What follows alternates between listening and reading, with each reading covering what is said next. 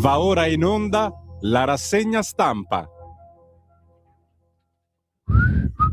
Non riesco più a fischiare. Mi veniva così bene prima. Non ero io che fischiavo il va pensiero, però avete sentito la versione fischiata, anche proprio gorgheggiata del va pensiero. Cosa non stiamo facendo per voi, ma soprattutto per farvi ricordare che siamo sempre noi, quelli di Radio Padania Libera, che poi è diventata Radio RPL, che poi ora è Radio Libertà, ma siamo sempre noi, signori, così come la Lega è sempre la Lega, che qualcuno ti dica, e lo so, tu dici quando si diceva secessione, certo, si puntava in alto, la si sparava grossa per segnalare che questa non era l'Italia che volevamo, e lo diciamo ancora adesso, sai. Lo diciamo ancora adesso, la differenza è che essendo al governo, avendo anche una certa importanza, bisogna muoversi con circospezione, ma cercheremo di essere più incisivi, ve lo promettiamo. Intanto guardate in radiovisione cosa vi stiamo mostrando, ragazzi miei. Il Simone sta già prenotandoli, gli zainetti, i borsetti di Radio Libertà, appena stampati, freschi, ragazzi. Se li vede mio figlio, ragazzi, li vuole tutti sicuramente. Grazie naturalmente sempre a lui, al Marco Grimoldi, responsabile gadget. Guarda cosa non si è inventato per rendervi un po' felici. Il prossimo gadget che troverete in distribuzione nei prossimi giorni qui a Milano in via Bellerio 41 nel fortino di Radio Libertà sono questi bellissimi borselli griffati Radio Libertà.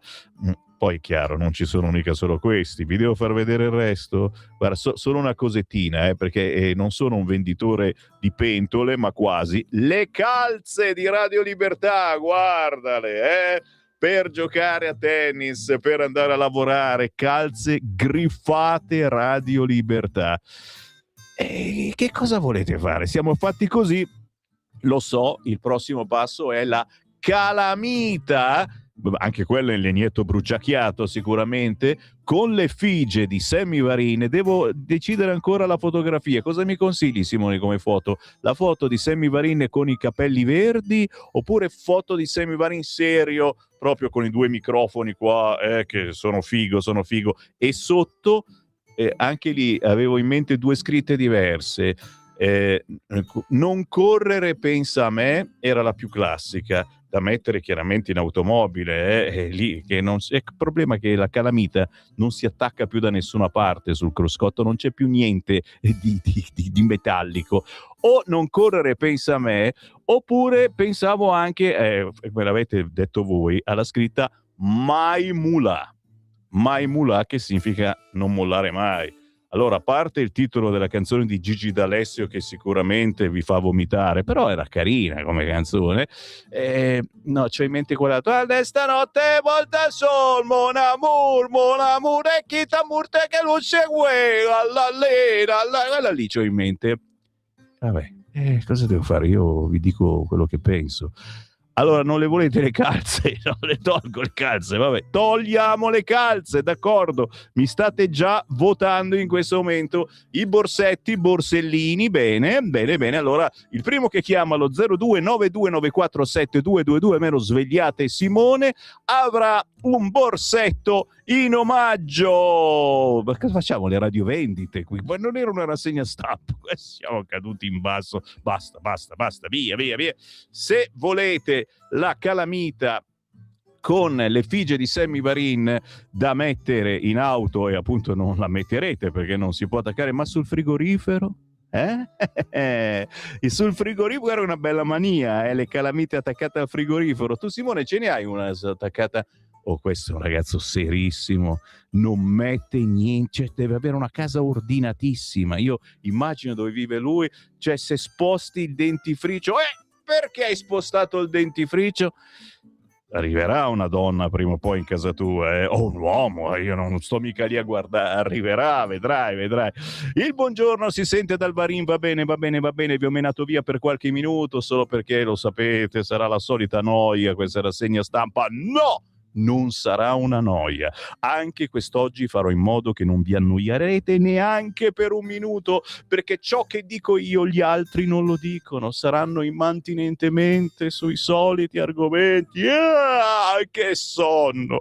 Allora cominciate a inforcare il numero di telefono, non dovete chiamare adesso, state già chiamando. No, non esiste sporco impossibile con Varin Presto. Dovete inviare un messaggio WhatsApp al 340 67 09 659, non per prenotare le calze a rete, ma sempre stanno chiamando davvero, lo so Simone, chiedigli cosa vuole, non per prenotare le calze, ma per dire di che umore siete, capito? Se anche oggi ci siete, perché so che siete in tantissimi in queste settimane, dopo che se n'è andato Bossi poi si è risvegliata la Lega, e la cosa mi fa molto piacere, e sono qua per questo, mi sono svegliato alle 5, anzi prima anche questa mattina, per essere dei vostri.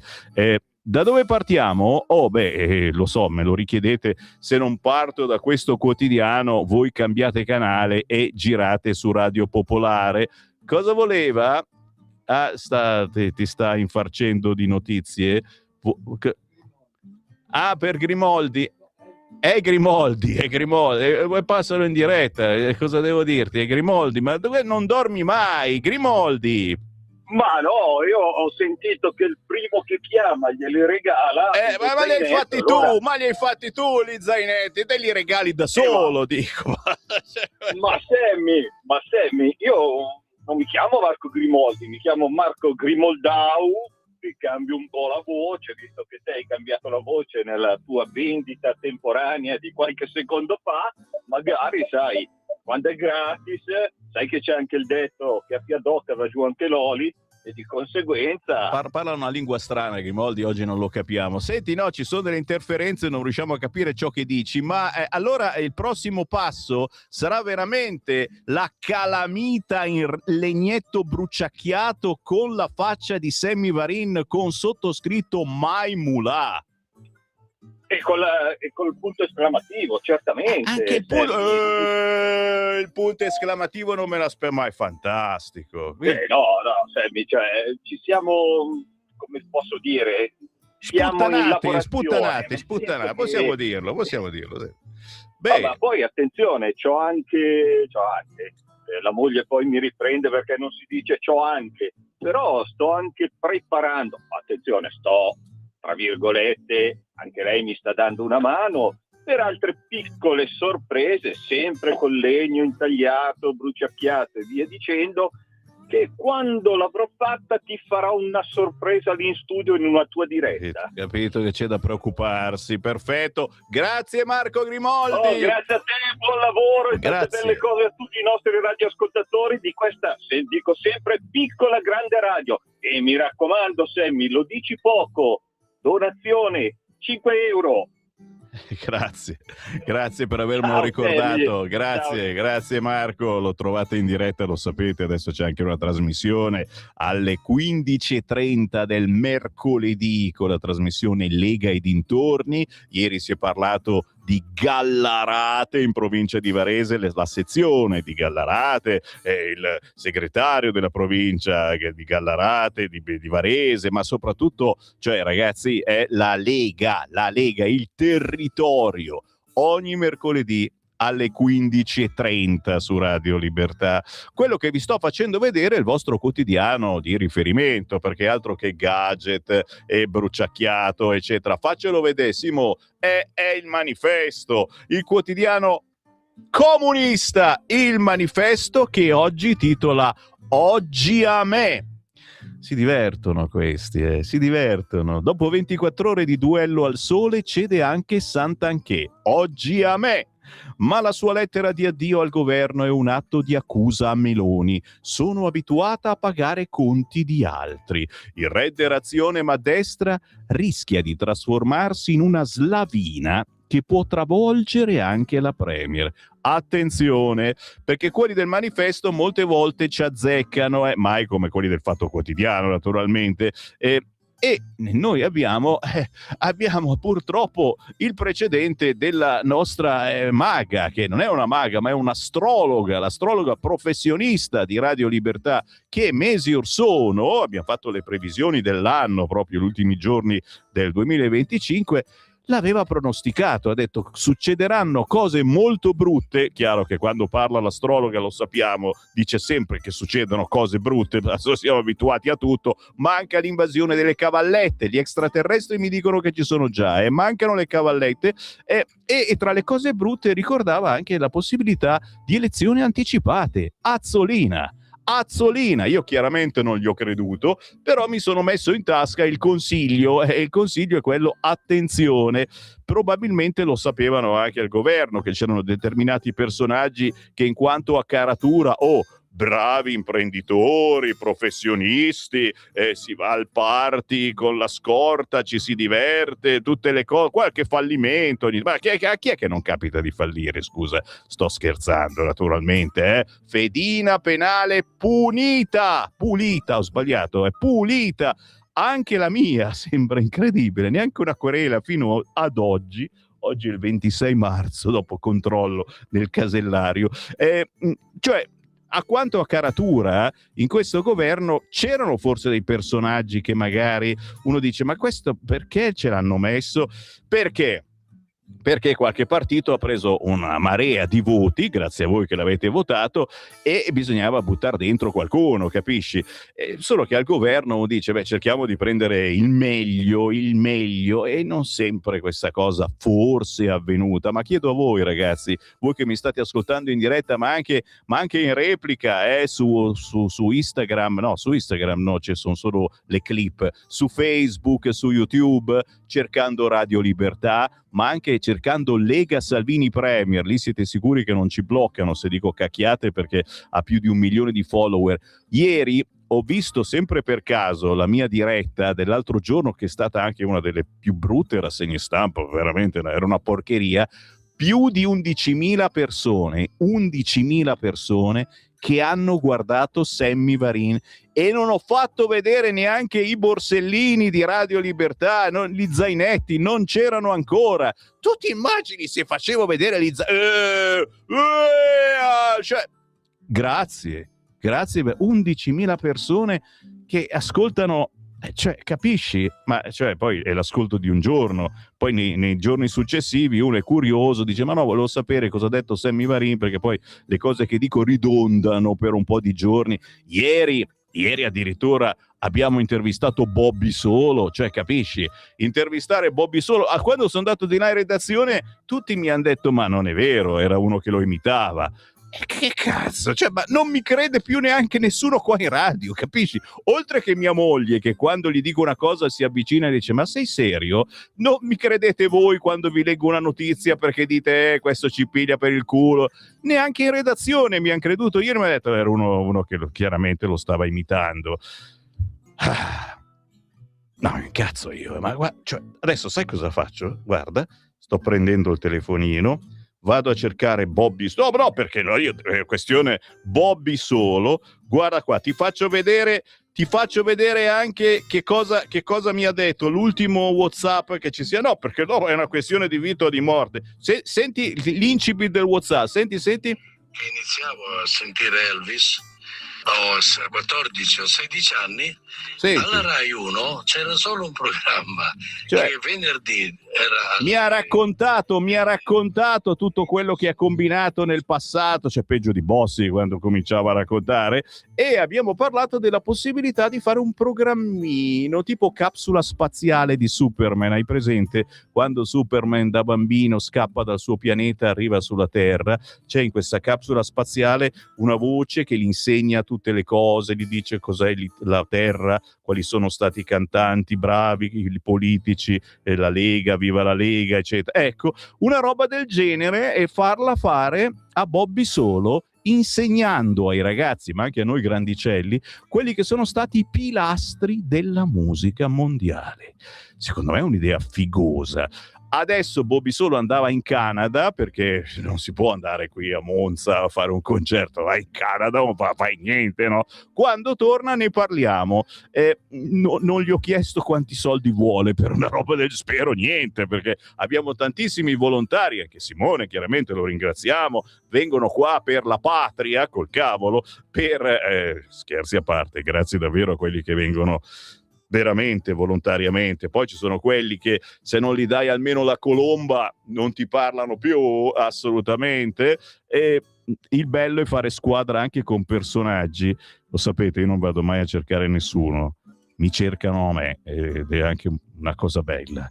Una cosa bella. Ieri addirittura il giornalista del Corriere Alessandro Trocino mi ha citato nella sua rassegna stampa. Mai successo una roba del genere in 50 anni quasi che ci conosciamo. Va bene, sto prendendo tempo perché non c'ho voglia di parlare di ste cacchiate. Cioè, si dimette quello, adesso sono tutti lì ad aspettare che si dimetta anche Nordio, capisci? Dove vado? Vado sull'Unità. Ciapala lì. L'Unità. Schlein lancia la sfida, pronti a vincere e a governare. Cioè, capisci? Questi sono galvanizzati, sono drogati di felicità perché ha vinto il no al referendum e pensano che siano tutti del PD che hanno votato no, e invece non c'entrano proprio un bel tubazzo, capisci? E soprattutto aspettano che adesso se ne vada anche Nordio, perché dice sì, adesso se ne va anche Nord, assolutamente. Cioè, allora, appunto, l'Unità. Schlein lancia la sfida, pronti a vincere e a governare. Carlo Forte, il suo editoriale. Poi, un vento nuovo fischia nel paese. Intervista a Chiara Gribaudo. Attenzione a Piero Sansonetti, lo amiamo, che lo volevano mettere in prigione. Guarda cosa titola: mi volevano mettere in prigione perché ho criticato Scarpinato, ha rischiato, signori, e poi alla fine gli hanno dato soltanto un multone, ma ci mancherebbe, qui c'è anche libertà di stampa, insomma, qui siamo giornalisti, magari una critica la si può anche fare senza andare nelle offese, punto di domanda. E quindi amiamo Piero Sansonetti e siamo contenti che sia arrivata solo una multa. Vuoi raccogliere soldi per Sansonetti? Col cacchio, ma per piacere, per favore. Dove andiamo? Aspetta, giusto per par condicio volevo andare anche sul dove, aspetta, che scendo, dove? No, ancora il manifesto, vado avanti a leggere per sempre il manifesto. Il secolo d'Italia, eccolo qua. Obbedisco, e la faccia naturalmente è quella della Santanchè. Nessuno stallo nel governo, Santanchè accoglie la richiesta della Premier e si dimette. Bene, in primo piano sul secolo d'Italia in taglio basso c'è contro Elly Schlein le bordate incrociate di Prodi e Franceschini. Li abbiamo visti in questi giorni sui quotidiani. Chiaramente li stanno tirando fuori tutti quanti, il problema è che non ce ne sono molti, cioè, i docenti nella sinistra sono pochetti e stanno tirando fuori quelli che... C'era anche Veltroni ieri in televisione, uno mi ha scritto dicendo ma questo da dove cazzo l'hanno tirato fuori? Mancanza di docenti, capisci? Gli altri, quelli veri, li accoltellano. Adesso ci arriviamo anche a sta cosa qua, la roba. Cioè, io la prima cosa che ho pensato è chiaramente un figlio del barcone, è un figlio di immigrati, ma minimo, ma naturalmente. Azzolina, cioè era un figlio di genitori separati, che questo crea qualche problema psicologico. Anch'io sono figlio di genitori separati, vedi come sono cresciuto, è terribile Sammy Varin, però ci arriviamo. Poi Meloni in Algeria, rafforziamo il flusso della fornitura di gas, e questa è una cosa bellissima, cioè ha già cominciato da qualche anno la Meloni e in generale l'Europa a fare altri accordi. Per fortuna arrivano le navi con il GNL, siamo contenti che l'America ce ne venda tutto, lo compriamo tutto, costa tantissimo, che cacchio dobbiamo farci? E poi la famiglia nel bosco, la russa riceve i genitori, stemperiamo il clima. Su tutti i quotidiani c'è questo incontro con i genitori in lacrime dicendo facciamo qualunque cosa ma ridateci figli, famosi bimbi strappati, bambini strappati, con l'hashtag di cui abbiamo parlato per tanti anni su queste frequenze. PIL a 0,5%, siamo su Sole 24 Ore, pesano energia e guerra. Stime riviste al ribasso dello 0,2% rispetto allo scorso ottobre. In caso di conflitto prolungato l'Italia può finire in recessione. Che non è la secessione, che abbiamo tanti che ce l'hanno molto duro politicamente, celoduristi a quest'ora, lo so, alzabandiera, mancano 10 minuti all'alzabandiera delle 8, le caserme d'Italia si stanno preparando, intanto però certo siamo preoccupati per i nostri mutui, perché si parla nuovamente di un altro alzamento del tasso di interesse, cioè si era abbassato di 5 euro il mio mutuo, siamo da capo. Dove andiamo? Vi voglio portare sul Corriere. Non sono completamente impazzito, ma lo sapete, se faccio una cosa così pericolosa c'è sempre un motivo. Allora, Santanchè cede. Ma dai, ma non è possibile, mi ha buttato fuori dal programma perché non è abbastanza comunista oggi il quotidiano Il Corriere? Apro la sottoscrizione, mi raccomando, un aiuto a Sammy Varin, aiutate Radio Libertà a comprare un computer che non sia comunista e che non mi sbatta fuori dal software ogni volta che schiaccio un pulsante che non gli piace. Conto corrente postale 37671294, intestato a Radio Libertà, non nuova ma 5 euro, questo è il motto, il claim di questa raccolta fondi per Radio Libertà. Conto corrente postale 37671294, per Pasqua regala 5 euro alla tua radio preferita o anche quella che odi di più, perché ci sono tanti che ci odiano ma anche ci amano, ci ascoltano. Io sai quanti immigrati, quanti Mustafa, quanti Abdul ho fatto innamorare, ma ancora mi scrivono messaggi d'amore su messaggi d'amore. Voi faccio sentire, oggi ho la mania di vi faccio sentire cosa mi ha scritto Mustafa l'altro giorno. Aspetta, Mustafa è quello che è venuto tanti anni fa a Radio Libertà, Radio Padania, si è portato il tappetino e ha fatto la preghiera islamica del venerdì, per dirti, no? Aspetta, l'ultimo messaggio di Mustafa, sentiamo. Bella ciao, bella ciao, bella ciao, bella Cioè, ciao. capisci? Sarà sempre no, che sarà sempre no, Capisci? sarà sempre no. Cioè, bella ciao, bella ciao, ma bella curateli questi ragazzi, cioè insieme ai magistrati, a certi giudici, vanno avanti a cantare bella ciao, e capisci che qui è altro che lo psicologo, ci vuole qualcosa, ci bisogna fare una seduta spiritica. Chiudiamola, si sta annoiando, attenzione Simone, si sta annoiando, non va per niente bene questa cosa. Chiamatelo un po' di più allo 0292947222, lo chiamate e gli dite: ma è vero che ti stai annoiando? Vabbè, scusa, adesso te li rifaccio vedere, sono di tutti i colori, aspetta qua, guarda. Allora, sono un bluetto Lega, ma c'è anche grigio è bellissimo, ne ho uno così io, con scritto Radio Libertà, griffati Radio Libertà, e poi ci sono anche questi cosi qua, come si chiamano? Io li chiamo paguri, quei cosi che ti attacchi alla panza, eccetera. Ce n'è veramente di tutti i tipi, zainetti, borselli. È chiaro che per averli dovete venire qua negli studi di Radio Libertà a Milano in via Bellerio, avvisarci prima, vi prepariamo un bel pacchettino con fiocco e controfioco, è chiaro. No, ma chiamatelo pure, è disponibile assolutamente. Simone, ho visto che sbadigliava. Quando il regista sbadiglia, Sammy Varin sei fottuto, perché vuol dire che gli altri se ne sono già andati, che non ti sta più cagando nessuno, che stai parlando con il muro. Santa polenta, è duro il mestiere di quello che parla per radio in diretta. Voi colleghi, parlo con i colleghi che registrate le trasmissioni oppure le fate ma poi vanno in onda dopo 10 minuti. Ne conosco io di personaggi che fanno così e poi fanno finta di niente, io sto mica parlando con me, eccetera, no? Vado. Stavo dicendo sul Corriere, Santanchè cede a Meloni, Dopo le dimissioni del sottosegretario Andrea Del Mastro e della capa di gabinetto, mi piace sta cosa che bisogna sempre scrivere capa, non si dice più capo di gabinetto, ma è capa di gabinetto del guardasigilli Carlo Nordio, Giusy Bartolozzi, ieri ha lasciato anche la ministra del turismo Daniela Santanchè e lo ha fatto con una lettera alla Premier che ha preteso il passo indietro. Non vorrei essere il capro espiatorio di una sconfitta che non è certo stata determinata da me, obbedisco, non ti nascondo un po' di amarezza, ma nella mia vita sono abituata a pagare i miei conti e spesso anche quelli degli altri. A saperlo li facevamo pagare qualcosa anche noi, 5 euro per Radio Libertà. E Meloni dice ora una nuova scossa.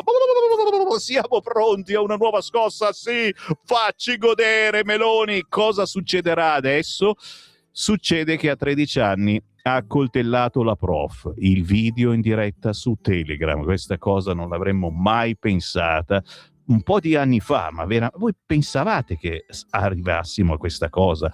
Pantaloni mimetici, maglietta con la scritta vendetta, un telefonino al collo, forse per riprendere la scena, e un coltello in mano. È così che ieri mattina in una scuola della Bergamasca un tredicenne di terza media,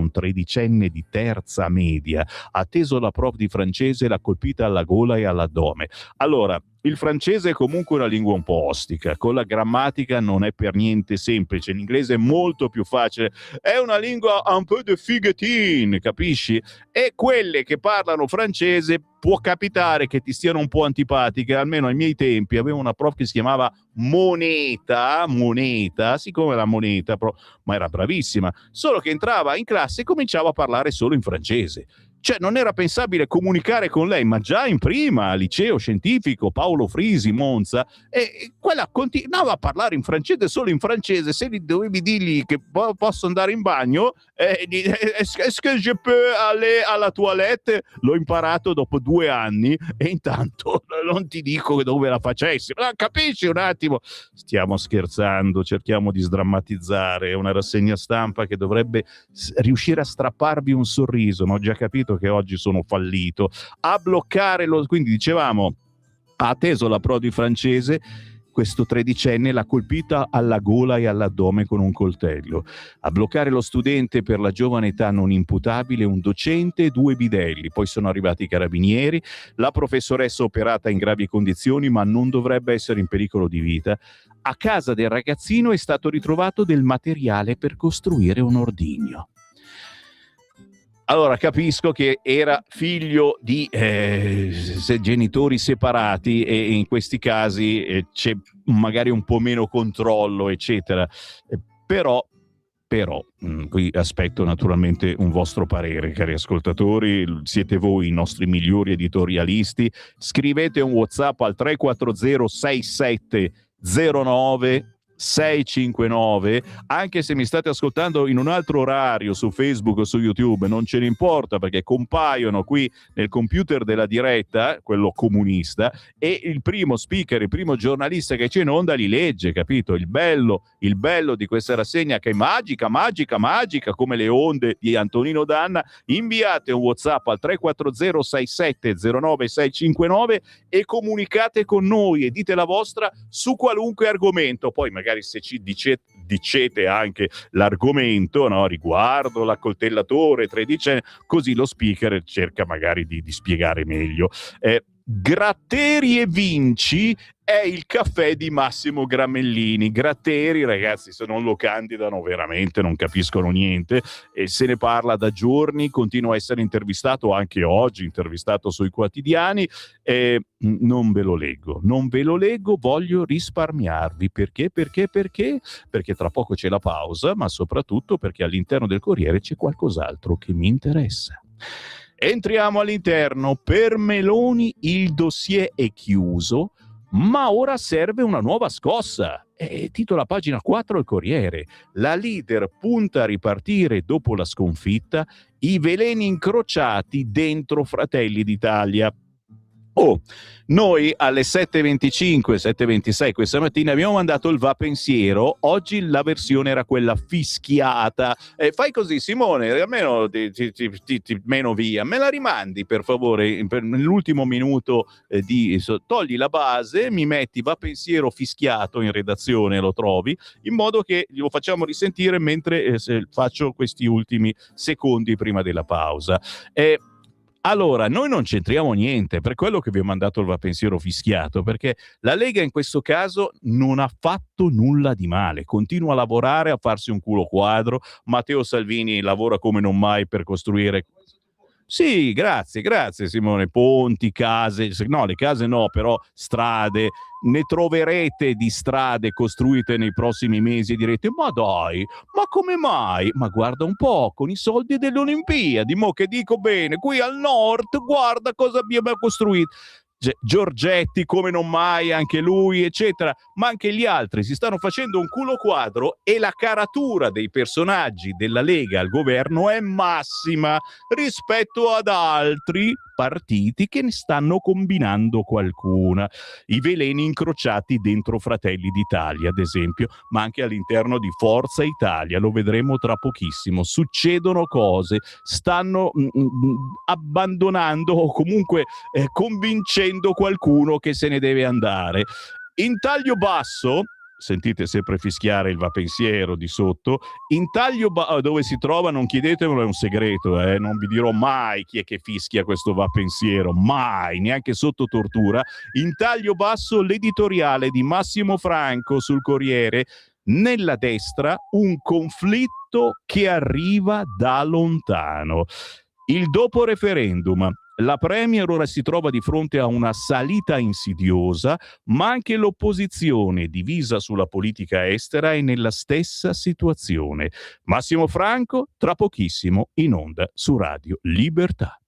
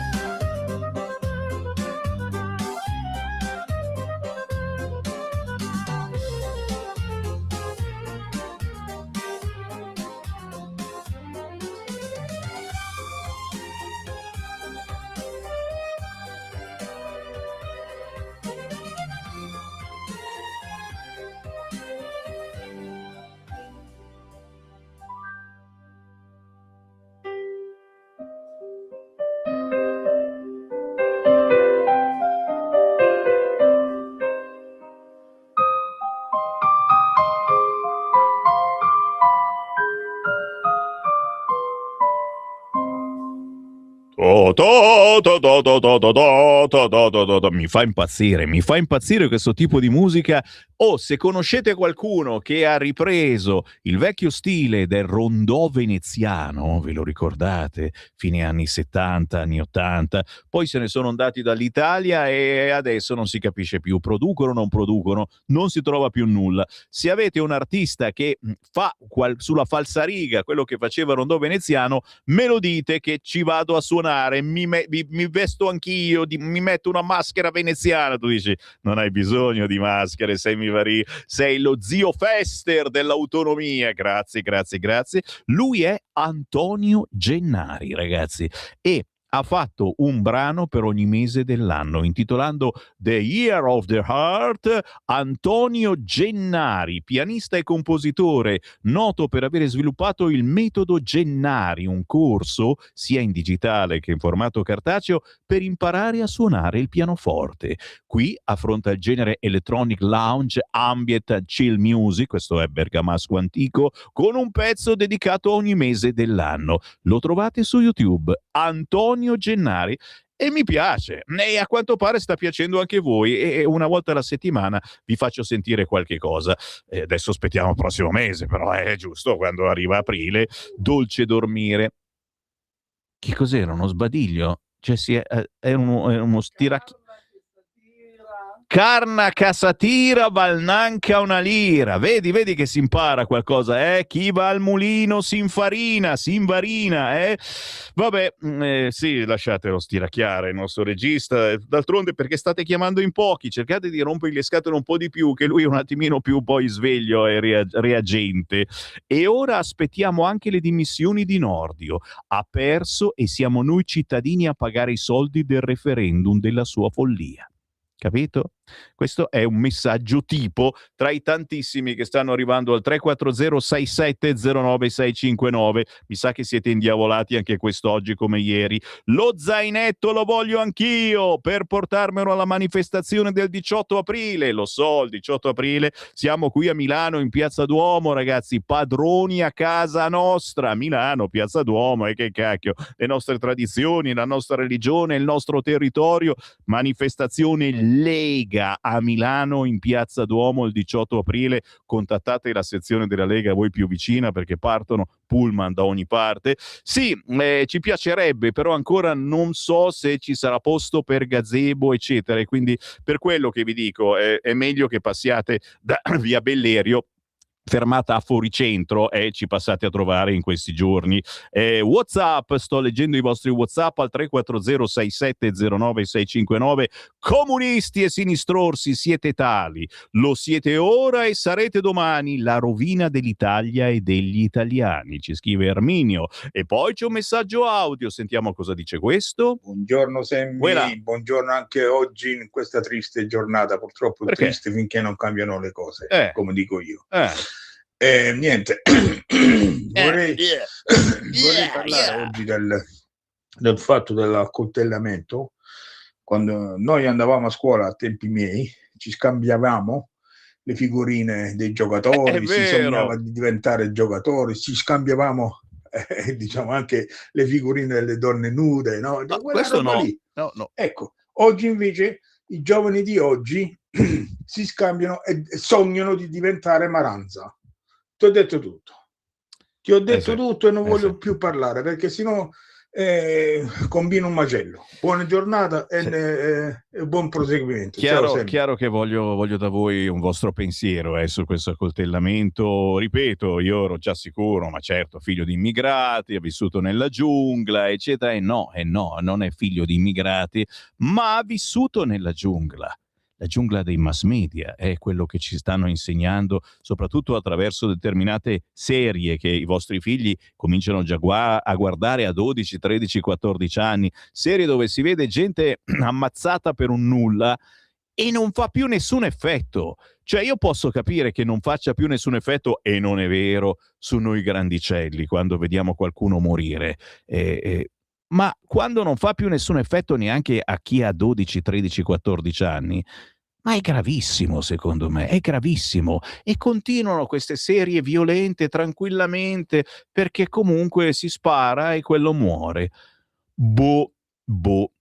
Ciao Sammy, penso che adesso non possiamo più permetterci di fare i buonisti con quelli che attaccano continuamente il governo e la Lega. Manca un anno alle elezioni, bisogna attaccare verbalmente che ci attacca su tutti i fronti e portare a casa almeno qualcosa di quello che abbiamo promesso, l'autonomia in primis. Ma è vero, l'autonomia è l'unica cosa che possiamo portare a casa facilmente in questo momento, è nel programma di governo, non c'è bisogno di alcun voto, ma bisogna superare l'impasse degli alleati che giustamente sono rimasti di merda perché Forza Italia era quella del referendum, Fratelli d'Italia qualche problemino con le dimissioni ce le ha e quindi noi siamo gli unici vergini, immacolati, non abbiamo fatto niente, stiamo lavorando pancia in basso, e che pancia ragazzi, e allora facciamole queste riforme.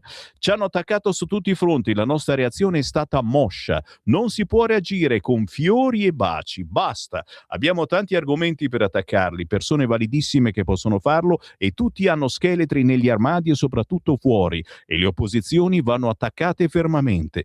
Far finta di niente non paga, purtroppo, portiamo a casa il più possibile, non accettiamo nulla di quello che viene proposto dagli incompetenti di sinistra che hanno governato per 15 anni senza fare nulla di quello che chiedono adesso a noi, ci scrive la Carla. Il tredicenne accoltellatore non sarà figlio del barcone, ma è un ammiratore degli anarchici antagonisti, scrive il furbetto Marco da Milano. Bellissimo il va pensiero fischiettato, mi fa piacere. A proposito di Forza Italia, prima ho sentito che vogliono mettere Stefania Craxi al posto di Tajani, non dico altro, scrive Daniel. Vabbè, facciano quello che vogliono. Stiamo aspettando da una vita i ponti a Brivio e Calusco, altro che il ponte sullo Stretto, Bergen Nazione, Pontida è solo Lega Bossi. Siamo sempre noi, caro amico, la Lega è sempre qua, ti facciamo anche il ponte, va bene, a Brivio e a Calusco. Mumendino, stiamo facendo tutto quanto. Ripeto, il bello di queste Olimpiadi, che sono state le Olimpiadi della Lega e del Nord con la Lega, è che stiamo facendo un fracco di lavori con i soldi delle Olimpiadi, del PNRR, con calma, perché lo sai, si stancano questi che lavorano, c'è una burocrazia pazzesca. Dovete solo ringraziare un tipo, non so se vi sta simpatico o antipatico, che si chiama Matteo Salvini e che mette il pepe in culo a questi lavoratori delle infrastrutture. Uè, siamo stanchi, uè, c'è la burocrazia, uè, aspettiamo il permesso, e le cose si stanno facendo. Qui al nord, certo, qui al nord, solo qui al nord, perché le Olimpiadi dove sono state? Santa polenta, l'accoltellatore, perché sprecare questi italici talenti? Mandiamoli ad Hormuz o nel Donbass. Nuove denominazioni? Truffatelli d'Italia, Farsa Italia e Lega impantanata. Questo è l'amico Piddino sicuramente. C'è anche un messaggio audio, cosa dice questo? Buongiorno Sammy. E per quanto riguarda la storia la vicenda dell'insegnante accoltellata, io credo che manchi qualcosa nella forma educativa che stiamo dando a questi ragazzi, ed è il timore, non la paura, ma il timore per le conseguenze che possono avere certi atti. E questo viene traslato in tutta la società, no? Vediamo i Maranza, eccetera, è sempre giustificato. No? Io credo che questo sia un progetto, ci sia un disegno che miri alla dissoluzione della nostra società, della nostra cultura, della nostra tradizione. E quindi il rischio che stiamo correndo è veramente grande. Ciao, un saluto a tutti. Ti ringrazio. Penso che sia proprio così, educazione da una parte, ma dall'altra adesso lo vedremo sui quotidiani, quando Sammy Varin ricomincerà magari a degnarsi di leggerli, che bisogna far rispettare anche le leggi sicuramente da una parte. La verità è che tutto quello che viene trasmesso da questi telefonini, da questi social, incita alla violenza, ma soprattutto incita a è tutto un gioco, capito? Cioè tu ti chiami fuori, fai delle cose come se fossi fuori, sei insensibile a ciò che accade perché stai guardando un film che stai facendo tu stesso. È bellissimo e bruttissimo allo stesso modo, capisci? E tra poco ne sentiremo delle belle. Intanto mi fermo perché dovrei andare fino a domani mattina, ragazzi. Me ne state scrivendo decine di WhatsApp al 340 6709 659. Io li leggerò tutti anche quest'oggi, lo sapete, sono in onda poi anche dalle 11 in poi. L'editoriale di Massimo Franco, la nota di Massimo Franco sul Corriere, nella destra un conflitto che arriva da lontano. L'aspetto che colpisce di più in questa fase post-referendaria è l'origine delle tensioni. Quasi tutte nascono nel partito della premier Giorgia Meloni e rivelano un tasso di nervosismo, cicapeo, e di litigiosità dentro Fratelli d'Italia che evidentemente era latente da tempo. La sconfitta del sì alla riforma della giustizia proposta dal governo ha soltanto fatto emergere un malessere strisciante, al punto che c'è da chiedersi se il referendum sia la causa o il sintomo di un affaticamento della maggioranza lungamente in incubazione. La vicenda della ministra del turismo Daniela Santanchè, rinviata a giudizio per truffa molti mesi fa e della quale Meloni ha chiesto e ottenuto ieri a fatica le dimissioni, è emblematica. L'esponente di Fratelli d'Italia, vicina al presidente del Senato Ignazio La Russa, si è difesa con le unghie fino all'ultimo, sostenendo di non poter essere considerata la causa della sconfitta subita dalla coalizione. Pago per tutti, si è lamentata, perché il suo caso è diverso da quello del sottosegretario alla giustizia Andrea Del Mastro e di Giusy Bartolozzi, capo di gabinetto del guardasigilli Carlo Nordio, usciti subito di scena. Affiora un conflitto compresso per mesi, è venuto a galla solo perché hanno vinto i no. Ma evidenzia anche la difficoltà della premier a far dimettere un ministro, situazione paradossale e quasi inedita, che rischia di indebolire un'immagine già scheggiata dal responso popolare del 22-23 marzo. L'esecutivo non si lascia logorare, resta determinato a governare, ripete il responsabile dell'organizzazione di Fratelli d'Italia, Giovanni Donzelli. Abbiamo rispettato la parola data, poi tutti gli italiani davanti al referendum hanno scelto che non volevano quella riforma. In quel tutti gli italiani si avverte la consapevolezza quasi inconscia che a pesare non è solo il no, ma la grande partecipazione popolare che le ha sospinto. Quanto alla volontà di Meloni di non farsi logorare, la frase è più difficile da decifrare. Il blitz col quale ha imposto il passo indietro ad alcuni esponenti dell'esecutivo può apparire tardivo e sospetto, ma era obbligato. Indica la determinazione a togliersi di dosso zavorre che l'hanno appesantito in questi mesi e a continuare a governare. Il resto sono congetture, come l'ipotesi che Palazzo Chigi possa tentare un voto anticipato per uscire da una situazione complicata. Bisognerebbe spiegare al Paese una crisi da implosione della maggioranza. Si intuisce solo che alla Premier saranno necessarie pazienza e lucidità per non smarrirsi. Le opposizioni fotografano una crisi politica profonda, nelle parole della segretaria del PD Schlein, che dice di sentirsi pronta a votare in qualsiasi momento. PD e 5 Stelle si guardano bene dal chiedere le dimissioni del governo, però non hanno un candidato condiviso per Palazzo Chigi e sono spaccati sulla politica estera.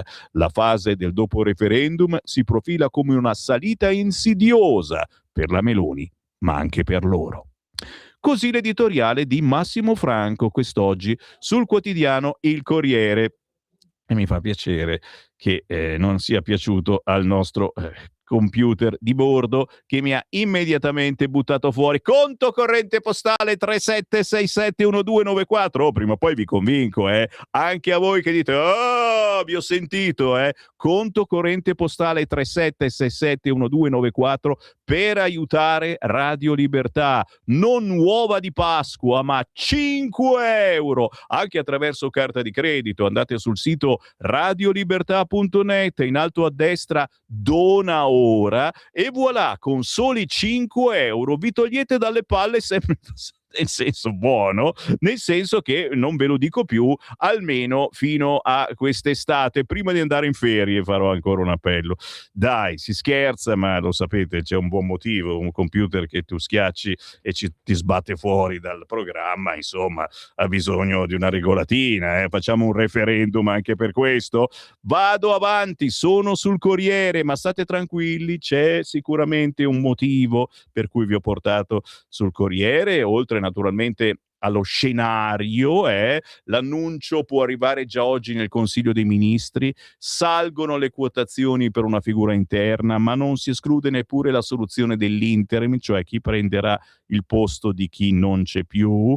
Sul tavolo l'idea del cambio lampo e tra i possibili nomi spunta Malagò. In corsa ci sono anche Caramanna e Chiarelli. Qui il Corriere, ad esempio, non nomina Luca Zaia, altri nominano anche Luca Zaia per un posto nel governo. Luca Zaia al turismo, che ne pensate? Beh, da una parte sarebbe una figata incredibile, perché la nostra Italia potrebbe vivere di turismo, di territorio. Sarebbe il posto giusto per Luca Zaia. Dall'altra parte magari ci sarebbe anche qualche altro posto ancora migliore. Che ne pensate? Ditemi la vostra, dai, voglio una marea di WhatsApp. Luca Zaia al turismo, dai 340 67 09 659. Nella pagina c'è Calenda che dice: io avrei lasciato molto prima, sappiatelo. Adesso che succede? Legge elettorale, c'è un paginone oggi a pagina 9 del quotidiano Il Corriere, la Lega più scettica sulla riforma. I militanti di Salvini ora criticano la scomparsa dei collegi uninominali dal nuovo meccanismo di voto. E Forza Italia si divide sull'utilità dei congressi regionali.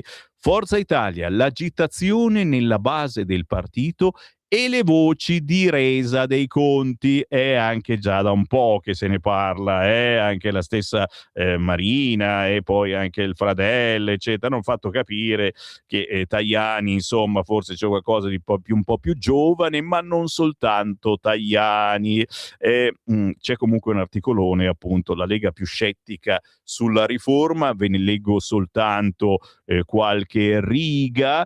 Quel che la Lega non apprezza nell'ipotesi di legge elettorale, e che lo sapete, per farla ci vuole comunque un referendum o giù di lì, e non è il momento giusto forse neanche per questo, è la scomparsa dei collegi uninominali. Non piace alla Lega perché il collegio crea una compensazione con il partito più forte, e perché nel 2022 il sistema aveva portato una certa sovrarappresentazione del partito. Altro aspetto che la Lega ha trovato irritante è l'insistenza di Francesco Paolo Sisto di Forza Italia, viceministro della giustizia, sul coinvolgimento delle opposizioni nella discussione della legge. Ci sono delle ragioni, certo. Dopo il no al referendum sulla giustizia, riflette un deputato, la vittoria del centrodestra un pochino meno scontata e rende più rischioso il principio The Winner Take It All, la canzone degli ABBA, il vincitore prende tutto. Certo, nella Lega c'è chi lo dice diritto e senza sfumature. Che importa la coalizione? Conta quanto prendiamo noi. Ma nel partito c'è anche chi ricorda che su questo impianto c'è già un accordo di maggioranza. Prevede che la funzione compensativa dei collegi uninominali sia svolta dalla lista unica di coalizione. Al di là dell'accordo bisogna che sia chiarissimo quanto il listone di centrodestra rappresenti i diversi partiti. So che sono robe tecniche, quindi non insisto, ma in taglio basso insisto invece, perché c'è l'intervista al governatore di Regione Lombardia, Attilio Fontana. E cosa dice Fontana? Cosa dice? Dice: l'autonomia non è sufficiente, puntare a uno Stato federale. Ho allargato le braccia. Cioè, mi sto schiarendo la voce, bisogna avere un vocione. Pronto, prova 1, 2, 3. Ora vi leggo l'articolo di Cesare Zapperi oggi sul Corriere, l'intervista ad Attilio Fontana. Presidente Attilio Fontana, quando ha visto la cartina di un solo colore tranne in 3 regioni, cosa ha pensato? Chiede il Corriere al presidente della regione Lombardia. Ho visto la conferma di quel che sosteniamo da tempo, che c'è una parte del paese che si distingue per modo di pensare, di agire e di guardare al futuro. È l'area più moderna e funzionante che traina il resto dell'Italia. Spero se ne rendano conto anche nel mio partito. Bisogna ripartire dalla questione settentrionale. Cosa le fa pensare che le 3 regioni siano nel giusto? Gli chiede il Corriere al presidente della Lombardia, perché questa riforma, al di là delle strumentalizzazioni e delle manovre per trasformarla in un voto politico, andava nel segno della modernizzazione della giustizia, secondo quel che avviene in tutta Europa. Infatti, se guardate la cartina di quali paesi hanno la separazione delle carriere, intorno all'Italia ce l'hanno tutti, solo noi non ce l'abbiamo. Questo l'ho detto io. La separazione delle carriere è una realtà in quasi, ha detto anche lui, in quasi tutti i paesi europei. Forse la Germania o l'Inghilterra non sono nazioni democratiche e civili? Punto di domanda.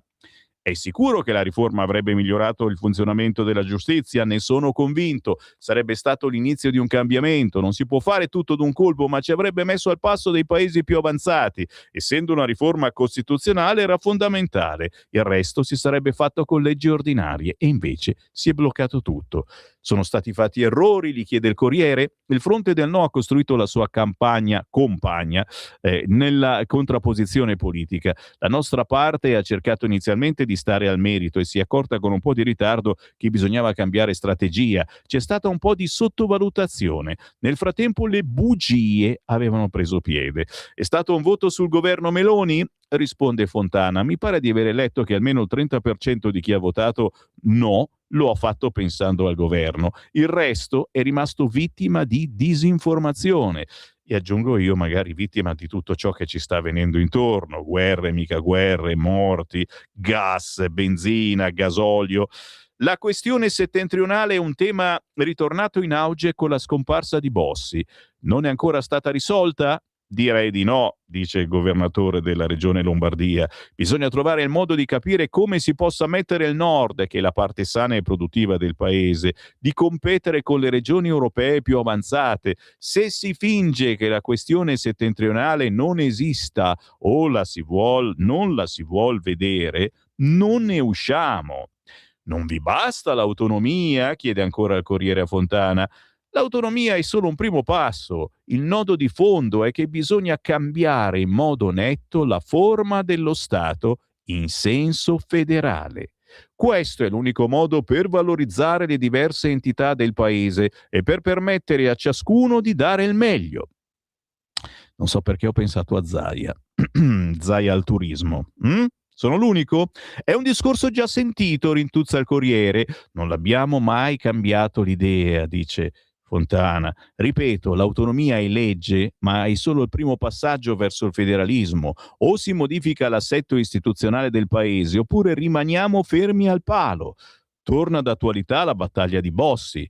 Torniamo ad Umberto, il messaggio è quello. Del resto, anche a livello europeo ormai si ragiona in termini di regioni, non di stati nazionali. Cosa intende? Per esempio, sui temi dell'automotive è stata creata un'alleanza tra regioni europee, di cui la Lombardia fa parte, che ha portato avanti misure comuni e qualche passo avanti è stato fatto. Siamo messi insieme la Lombardia e il Veneto, cercate su internet. Insomma, Presidente, con il rilancio sul federalismo lei non lascia ma raddoppia. Assolutamente sì, l'autonomia è da portare a compimento, su questo non c'è più da discutere. Il federalismo è fondamentale se vogliamo davvero cambiare il paese.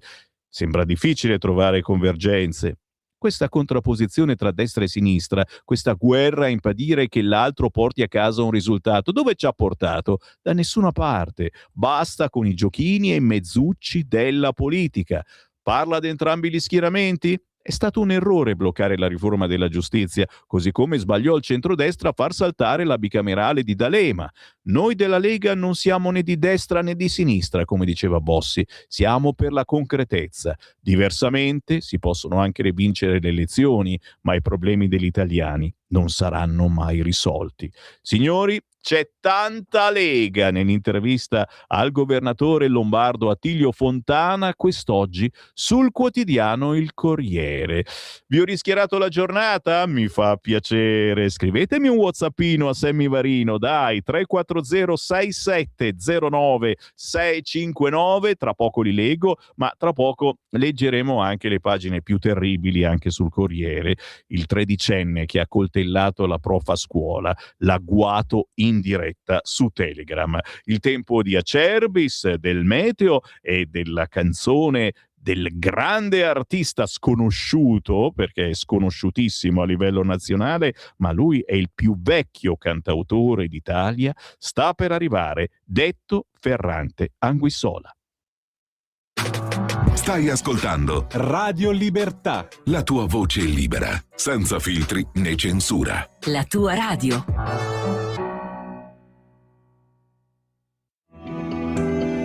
Il meteo.it presenta le previsioni del giorno. Un'irruzione artica determina condizioni di maltempo su buona parte del nostro paese. In mattinata maltempo sul Triveneto, specie orientale, al centro e sul Basso Tirreno, più asciutto sulla Toscana e sul resto del nord e del sud. Nel pomeriggio precipitazioni diffuse localmente a carattere temporalesco su quasi tutto il centro-sud, un po' meno sulla Toscana. Situazione migliore al nord, ma con disturbi sull'arco alpino di confine. Per ora è tutto da ilmeteo.it, dove il fa la differenza. Per tutti i dettagli, come sempre, c'è la nostra app. Una buona giornata da Alessandra Tropiano. Avete ascoltato le previsioni del giorno. Lo amiamo perché ci offre sempre le cose più buone e naturali. Linea Alberto Acerbis. Un saluto care amiche e cari amici di Radio Libertà. Una grande notizia, chiaramente, per chi conosce l'olio extravergine di oliva Acerbis, per chi lo usa da tanto tempo, è sicuramente una notizia importante. Per gli altri che magari lo vogliono provare, questo è il momento per approfittarne. Sì, perché tutto il mese di gennaio e tutto il mese di febbraio, olio nuovo, prezzo vecchio. Quindi potrete ordinare chiamando 030 68 40 408 6 bottiglie da 1 litro di olio estratto a freddo Acerbis a sole 84 euro e il trasporto è gratuito. Parliamo di un olio estratto a freddo da olive italiane selezionate all'origine.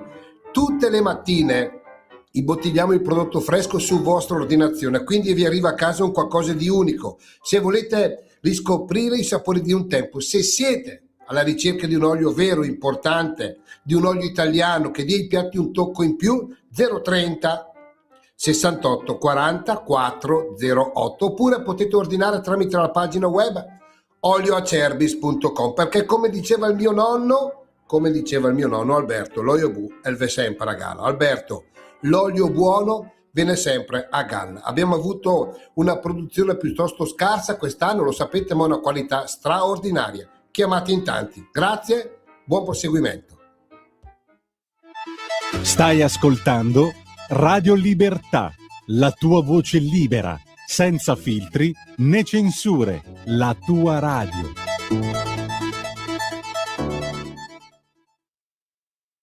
Margherita, quella volta mi hai portato alla stazione sulla canna della bici di tuo padre. Pedalavi senza fretta e aggrappato sulla canna come un ragno di montagna.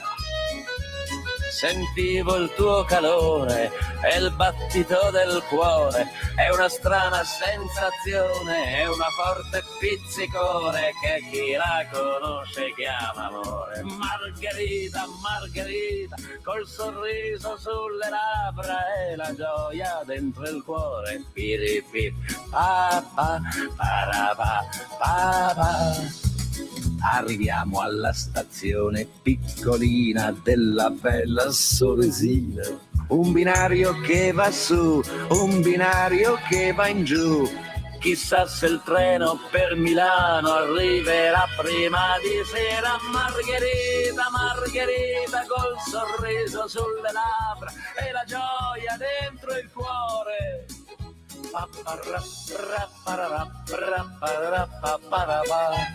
Ecco lui, il treno arriva grande, grosso ed elegante, sferrucciante, fa stridere le ganasce dei suoi freni e poi si ferma. Vedo la portiera, gli afferro la maniglia e col braccio stringo per la vita. Margherita, Margherita col sorriso sulle labbra e la gioia dentro il cuore.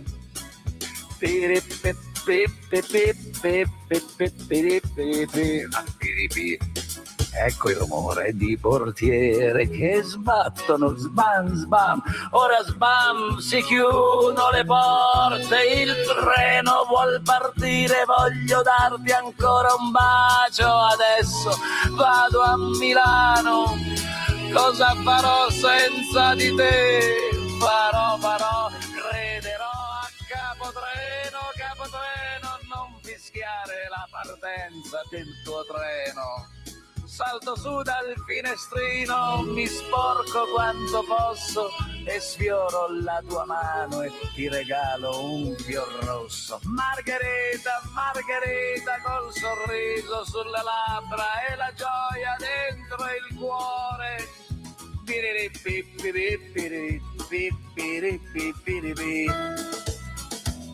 Mi rimane il tuo profumo, il tuo sorriso e le carezze e il mio grido che si perde nella notte. Capotreno, Capotreno, non fischiare la partenza del tuo treno. Margherita, Margherita, Margherita, Margherita, Margherita, Margherita, Margherita.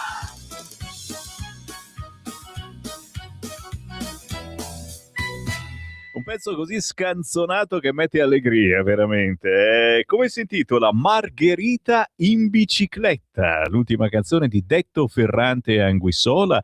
Bicicletta, ho detto è giusta, no? Bicicletta. Detto Ferrante e Anguissola è il cantautore più antico d'Italia, classe 1932, e questo è un ricordo d'infanzia del padre del cantautorato italiano, un ricordo d'infanzia che trovate nel suo nuovo album Eufonia, che esplora temi legati alla natura e alla memoria. Detto Ferrante e Anguissola lo trovate su tutti gli store digitali, ma anche semplicemente, se avete anche voi qualche annetto in più e non siete mica buoni a tuccare robe strane, su YouTube basta scrivere Detto Ferrante e Anguissola. Buongiorno da Sammy Varin, sono le 8:36, buongiorno anche a chi ci segue in versione replicata, chi ci trova su Facebook e su YouTube. Sammy Varin ogni mattina dalle 7:30 alle 9:30, poi dalle 11 a mezzogiorno è in onda con questa che non è una vera e propria rassegna stampa, ma è una chiacchierata tra amici o a volte anche tra nemici, per cercare di dare consigli a questo governo e a tutti noi su come iniziare la giornata molto politica sicuramente, ma anche giornata di brutta cronaca quasi sempre, e tra poco vedremo cos'è successo in provincia di Bergamo. Intanto ho veramente un fotilio di WhatsApp al 340-6709-659 da evadere. Comincio da questo messaggio audio sul cursore, sentiamo cosa dice. Tutt'altro che comunista. Volevo dire, ma visto che a livello di voti, come si dice, minus abes, vabbè, la sinistra sembra che voglia governare, allora facciamo una bella manovra, per esempio in Lombardia, in Veneto, dove il sì ha vinto. La Lombardia cancella tout court immediatamente il bollo auto, 58 miliardi di euro di residuo fiscale, il bollo dell'auto, se sei residente in Lombardia, visto che è una tassa regionale, non lo paghi. Ma siamo così poco svegli dal farlo. Invece di mandare 58 miliardi ne manderemo 50 a Roma e gli altri li lasciamo sul territorio. E che cazzo, e facciamo qualcosa di destra, porca putrella. Diciamo che già il bollo auto lo pagate di meno, 15-20% in meno se lo fate via internet. Io l'ho già fatto da anni e si risparmicchia, insomma, su 150, 200, 300 euro di bollo si risparmicchia. Poi chiaro, è una delle poche tasse che rimangono nella regione e se la Lombardia può fare così tante cose, certamente è anche per quel motivo, però lo si compenserebbe dando meno soldi a Roma capitale, su cui stanno litigando anche PD, 5 Stelle e AVS, ragazzi. Non sono d'accordo neanche che gli diamo soldi e poteri a Roma capitale, che si mettessero d'accordo, se no noi facciamo Milano capitale, ci mettiamo proprio 5 minuti. Meloni e governo per recuperare voti devono staccarsi dai predicatori di guerre. Basta baci con Zelensky, basta buttare miliardi in guerre, ci scrive l'Antonio. Ciao Sammy, adesso bisogna fare pace con Putin. Basta baci a Zelensky, anche questo dice, ma è un altro però, e portare a casa il gas che avevamo prima della guerra. E ci ha provato la Lega sibilare qualcosa di questo tipo. T'ho detto, dovrebbe puntare i piedi, minacciare di uscire dal governo, ma farebbe uno scandalo internazionale, lo sapete, prima di tutto ci guarda da lassù, non Umberto Bossi, anche lui di sicuro, ma a guardarci è l'inquilino del Colle, ma c'è anche l'Europa che ci guarda, questo è il fatto. Integrazione a nuove denominazioni, partito demografico, Islam compreso, Europa al verde, sinistri italiani. Questi sono i nuovi vocaboli che entreranno nella Treccani.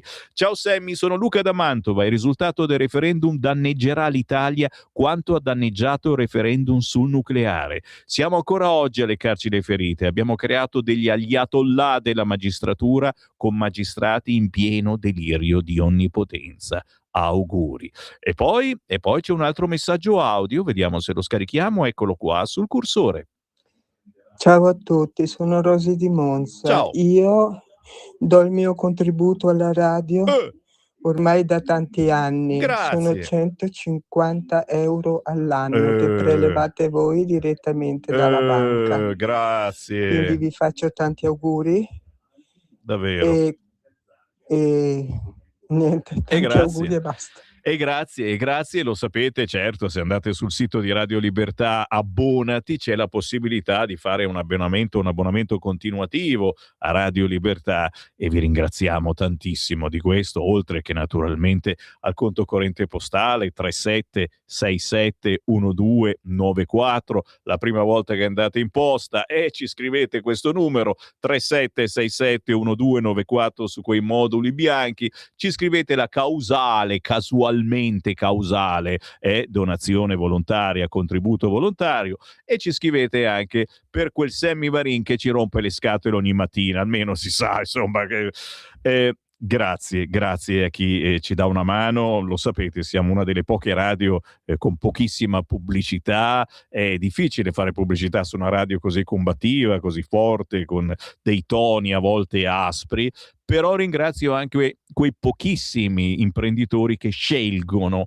Radio Libertà, coraggiosi, veramente coraggiosi. Ancora un WhatsApp, sentiamolo. Non ci hanno dato l'autonomia dopo 4 anni, figuriamoci se ce la danno ora, caro Marco della Val Brembana. Invece potrebbe essere proprio il motivo giusto, il momento giusto, soprattutto se ci fosse un Luca Zaia tirato fuori dal mazzo che va al turismo. Non so perché mi è venuta questa voglia di Luca Zaia al turismo. Che ne pensate voi? 3406709659. Sono un pazzo? A 13 anni accoltella la prof a scuola, l'agguato in diretta su Telegram. Bergamo, la donna è grave, il ragazzino portato in comunità a casa aveva dell'esplosivo, cioè manco fosse un terrorista islamico. Questo era padano, capito? Neanche figlio del barcone, niente. Il ritratto di Chiara, poetessa per diletto e docente anche su YouTube, la professoressa, insegnare la sua vita, l'amica e collega, il suo mondo è semplice ma rigoroso. Era un po' rigorosa, una donna comunque tutto d'un pezzo, come deve essere una prof oggi, perché altrimenti non ti rispettano più. I miei figli mi stanno raccontando cose terribili che succedono in prima superiore, perché ormai questi ragazzi fanno quello che vogliono. Vergognoso. La scritta vendetta sopra la t-shirt, la pistola scacciacani, quel rancore covato per un voto basso, lo studente timido e impacciato, le pose da duro, i contrasti in classe, l'accusa alla docente, dopo la lite con un compagno, lei aveva preso le parti dell'altro. Capite quanto rancore può covare all'interno di questi ragazzini che poi si vedono tutto questo pompato dai social e dalle serie che guardano sui social. Gli studenti barricati nelle aule, dalle finestre dicevano scappate, la corsa dei genitori, lo shock dei compagni, l'ho visto arrivare, sembrava normale. E qui naturalmente si cominciano a intervistare gli psichiatri. È un fallimento collettivo, le scuole e le famiglie non vanno lasciate sole, dice Mencacci. Si insegna anche la gestione della rabbia, questa è una cosa che va effettivamente insegnata, perché a partire dai femminicidi chiaramente si arriva anche lì, sentirsi dire no, sentirsi dare un brutto voto e le cose non vanno come tu vuoi. Ci sono dei tipi che hanno un carattere già così, che sono sempre arrabbiati, incazzosi. Ne conosco abbastanza. Qualcuno di voi che mi scrivete siete belli tosti, sempre arrabbiati, però bisogna incanalare questa arrabbiatura in gesti democratici, come ad esempio votare la Lega sicuramente, ad esempio aiutando Radio Libertà, conto corrente postale 37671294, sei una puttana se mi vari veramente, scusate, facendo cose, volontariato ad esempio, facendo tanto volontariato, si incanala la rabbia, si gestisce la rabbia. E ancora, come in una serie TV, l'abbigliamento, lo show in diretta emulano un preciso immaginario. Mi viene in mente Narcos e a me vengono in mente altre serie TV o cose terribili che abbiamo visto ma che finora succedevano soltanto in America, signori. Com'è? Social devastanti tra sfide estreme e odio. Vietarli ai più piccoli non è rimandabile. A questo punto si intervista, a pagina 15 del Corriere, Valditara. I metal detector deve chiederli la scuola e speriamo che comincino ad arrivare. Non tutti i giorni magari, ma che gira, questo metal detector gira ogni giorno in una scuola diversa e a sorpresa arriva anche nella vostra. Episodi di violenza come quello di Bergamo scontano l'influenza negativa dei social, come dimostrano diversi studi internazionali. È infatti un fenomeno che non riguarda solo l'Italia, serve però anche una svolta culturale. Noi siamo stati i primi a muoverci prevedendo l'educazione e al rispetto e a introdurre il supporto psicologico gratuito per gli studenti in difficoltà, ma la scuola non può fare tutto. È vero, dobbiamo essere anche noi genitori, voi nonni, e dobbiamo cercare di parlare un po' la loro lingua, imparare anche questo slang stupido che mi dicono i miei figli e non capisco un cacchio, e seguirli un po' di più senza rompergli le scatole. Io mi accorgo che troppo spesso vado a vedere che cosa fanno, questo dà un fastidio mortale, ma mi ricordo anche mio padre e mia madre quando entravano nella mia sacra cameretta, fuori dalla porta ho messo tutti i vari cartelli perché facevo una specie di giornalino per me stesso, eccetera. E dentro c'ero io che stavo registrando con registratori, giradischi, facevo la radio già a 11 anni, l'anno prossimo faccio 50 anni di questo mestiere, e se entravi senza bussare mi arrabbiavo di brutto perché mi entravi in audio, mi entravi nella registrazione, capisci? E la stessa cosa oggi, magari non giocano più col registratore, ma comunque li disturbi. Non è semplice il rapporto con i nostri figli. E comunque oggi intervistona, giustamente ci vuole, con il responsabile di scuola questo governo, uno di quelli tosti che sta facendo cose, il ministro dell'istruzione e del merito Giuseppe Valditara. Siamo sul quotidiano Il Corriere, ma lo stiamo per mollare. Una bella notizia ve la do a voi che siete tifosi, a me non me ne fotte niente, però se vinciamo sono contento. Nella pagina sportiva del Corriere, tutta l'Italia, uè! contro l'Irlanda del Nord, in gioco il mondiale. Oh, questa sera si gioca. Gattuso dice: sento sulle spalle il peso del paese, la partita più importante della carriera. Ok?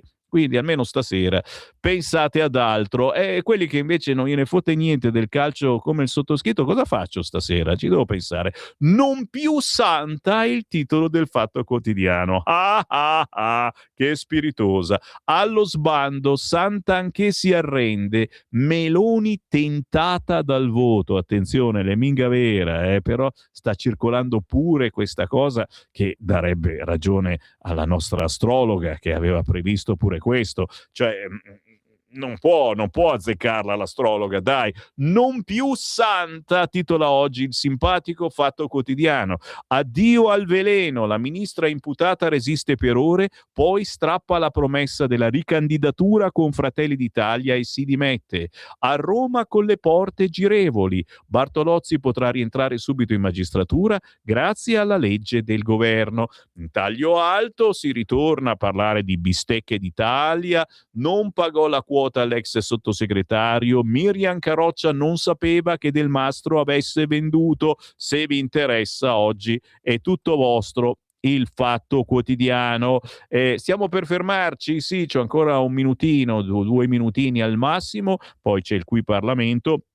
Vado sul quotidiano Il Giornale, che in taglio alto ha Santanchè lascia, Meloni raddoppia, rivoluzione Giorgia, dimissioni via lettera, obbedisco ma sono immacolata, parte la fase 2 dell'esecutivo, che è quella che potrebbe interessarci. Oggi viene intervistato un po' in ritardo, ormai l'hanno intervistato tutti in questi giorni, Nicola Gratteri. Il governo va davanti, no alle esultanze dei PM, è diventato buono. E lei chiede un'intervista a me? Male a lette tutte le cose tremende che in queste settimane sono apparse sul giornale contro il sottoscritto?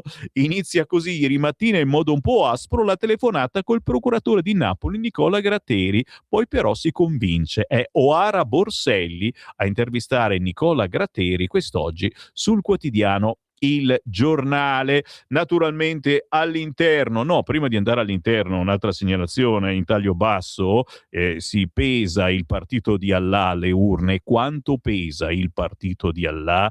1 milione di islamici contro il centrodestra, titola Giulia Sorrentino. Quanto pesa oggi la comunità musulmana alle urne? La cifra si attesta attorno a minimo 1 milione di elettori. E se restate lì, tra poco leggiamo insieme l'articolo. Ora tutti fermi, parla dal Parlamento Tilde Minasi.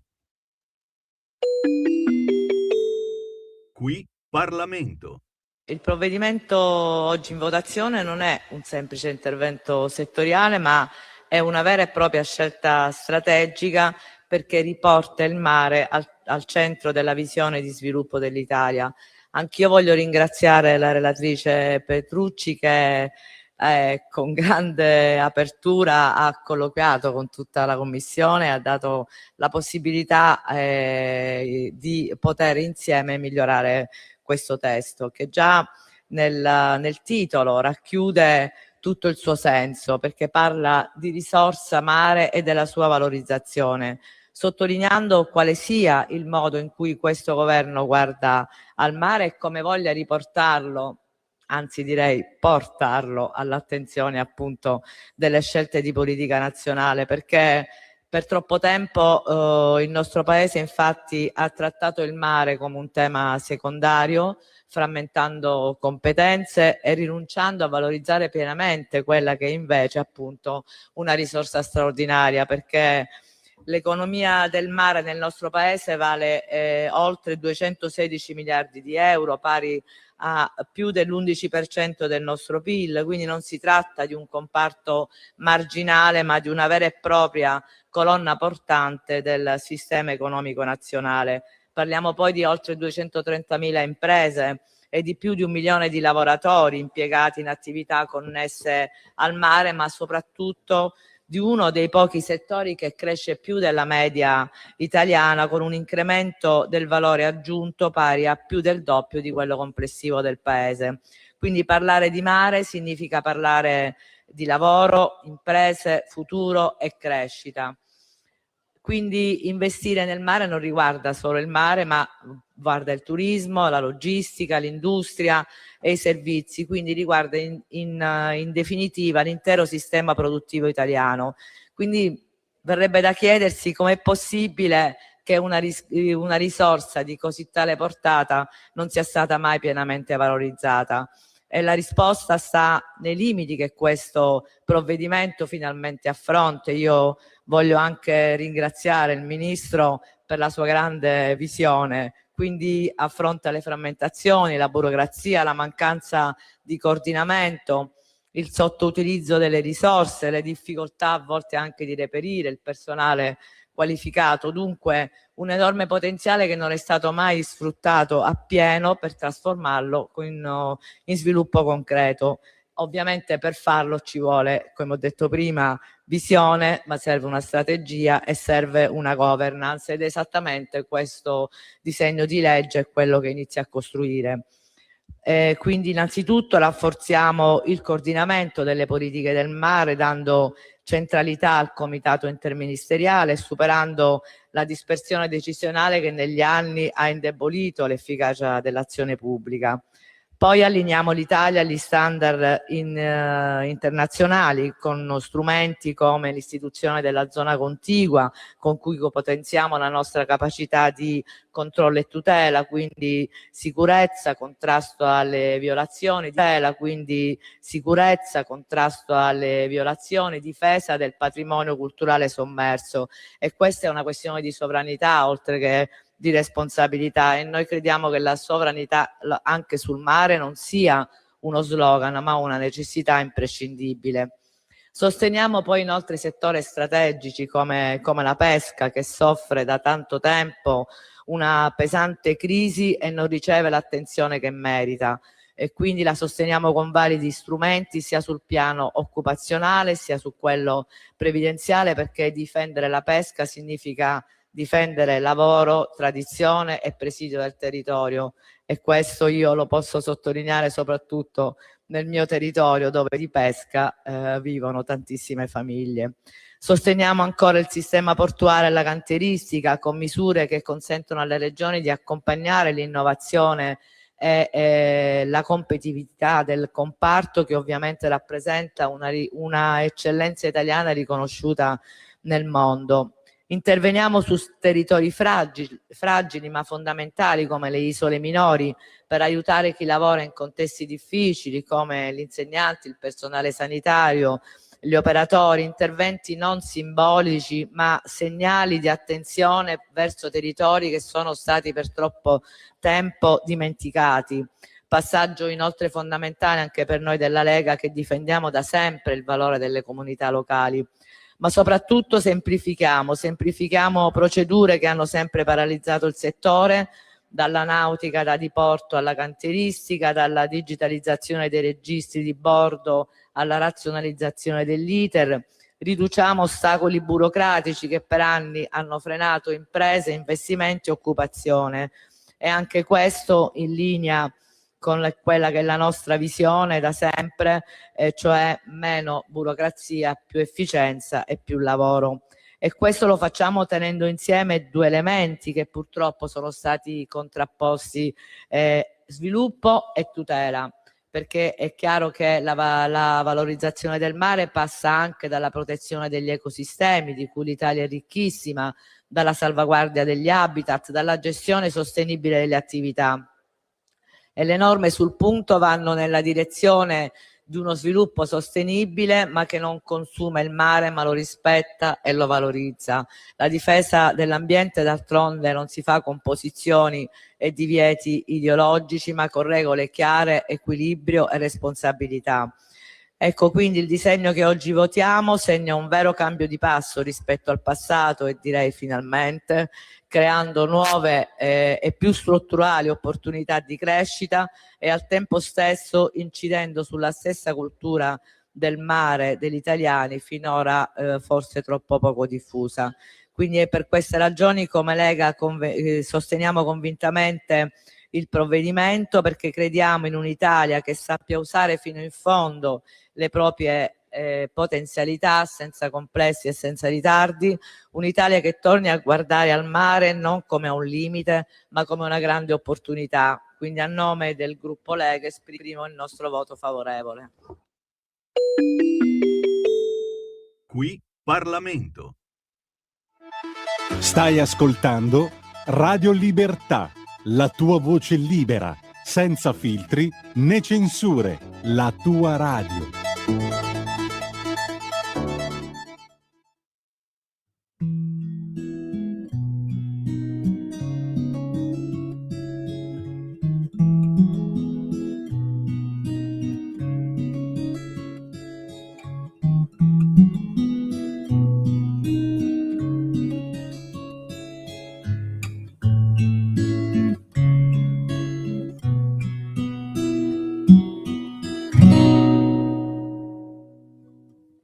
Lui sta bussando al tuo cuore,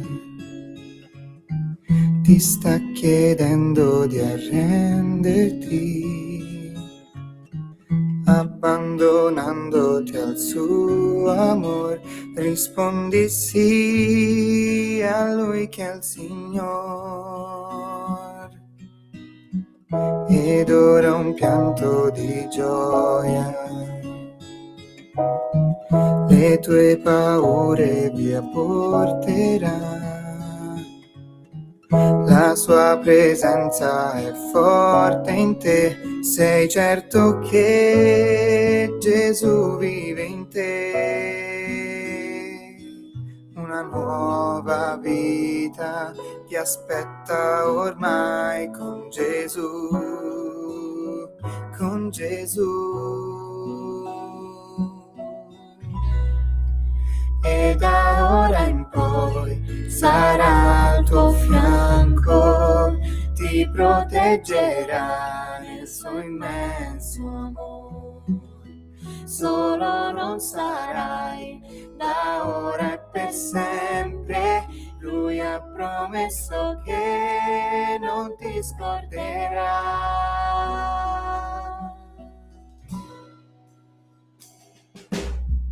Domani forse avrai domande e dubbi che avevi già, ma non lasciarti buttare giù. Lui finirà la sua opera in te. Una nuova vita ti aspetta ormai con Gesù, con Gesù. E da ora in poi sarà la tua forza, se in difficoltà tu ti troverai. Gioia donerà al tuo triste cuore, Lui ha promesso che non ti scorderà. Il mondo passerà, ma tu vivrai per sempre nel suo amor. E da ora in poi sarà al tuo fianco, ti proteggerà nel suo immenso amor. Solo non sarai da ora e per sempre, Lui ha promesso che non ti scorderà. E da ora in poi sarà la tua forza, se in difficoltà tu ti troverai. Gioia donerà al tuo triste cuore, Lui ha promesso che non ti scorderà.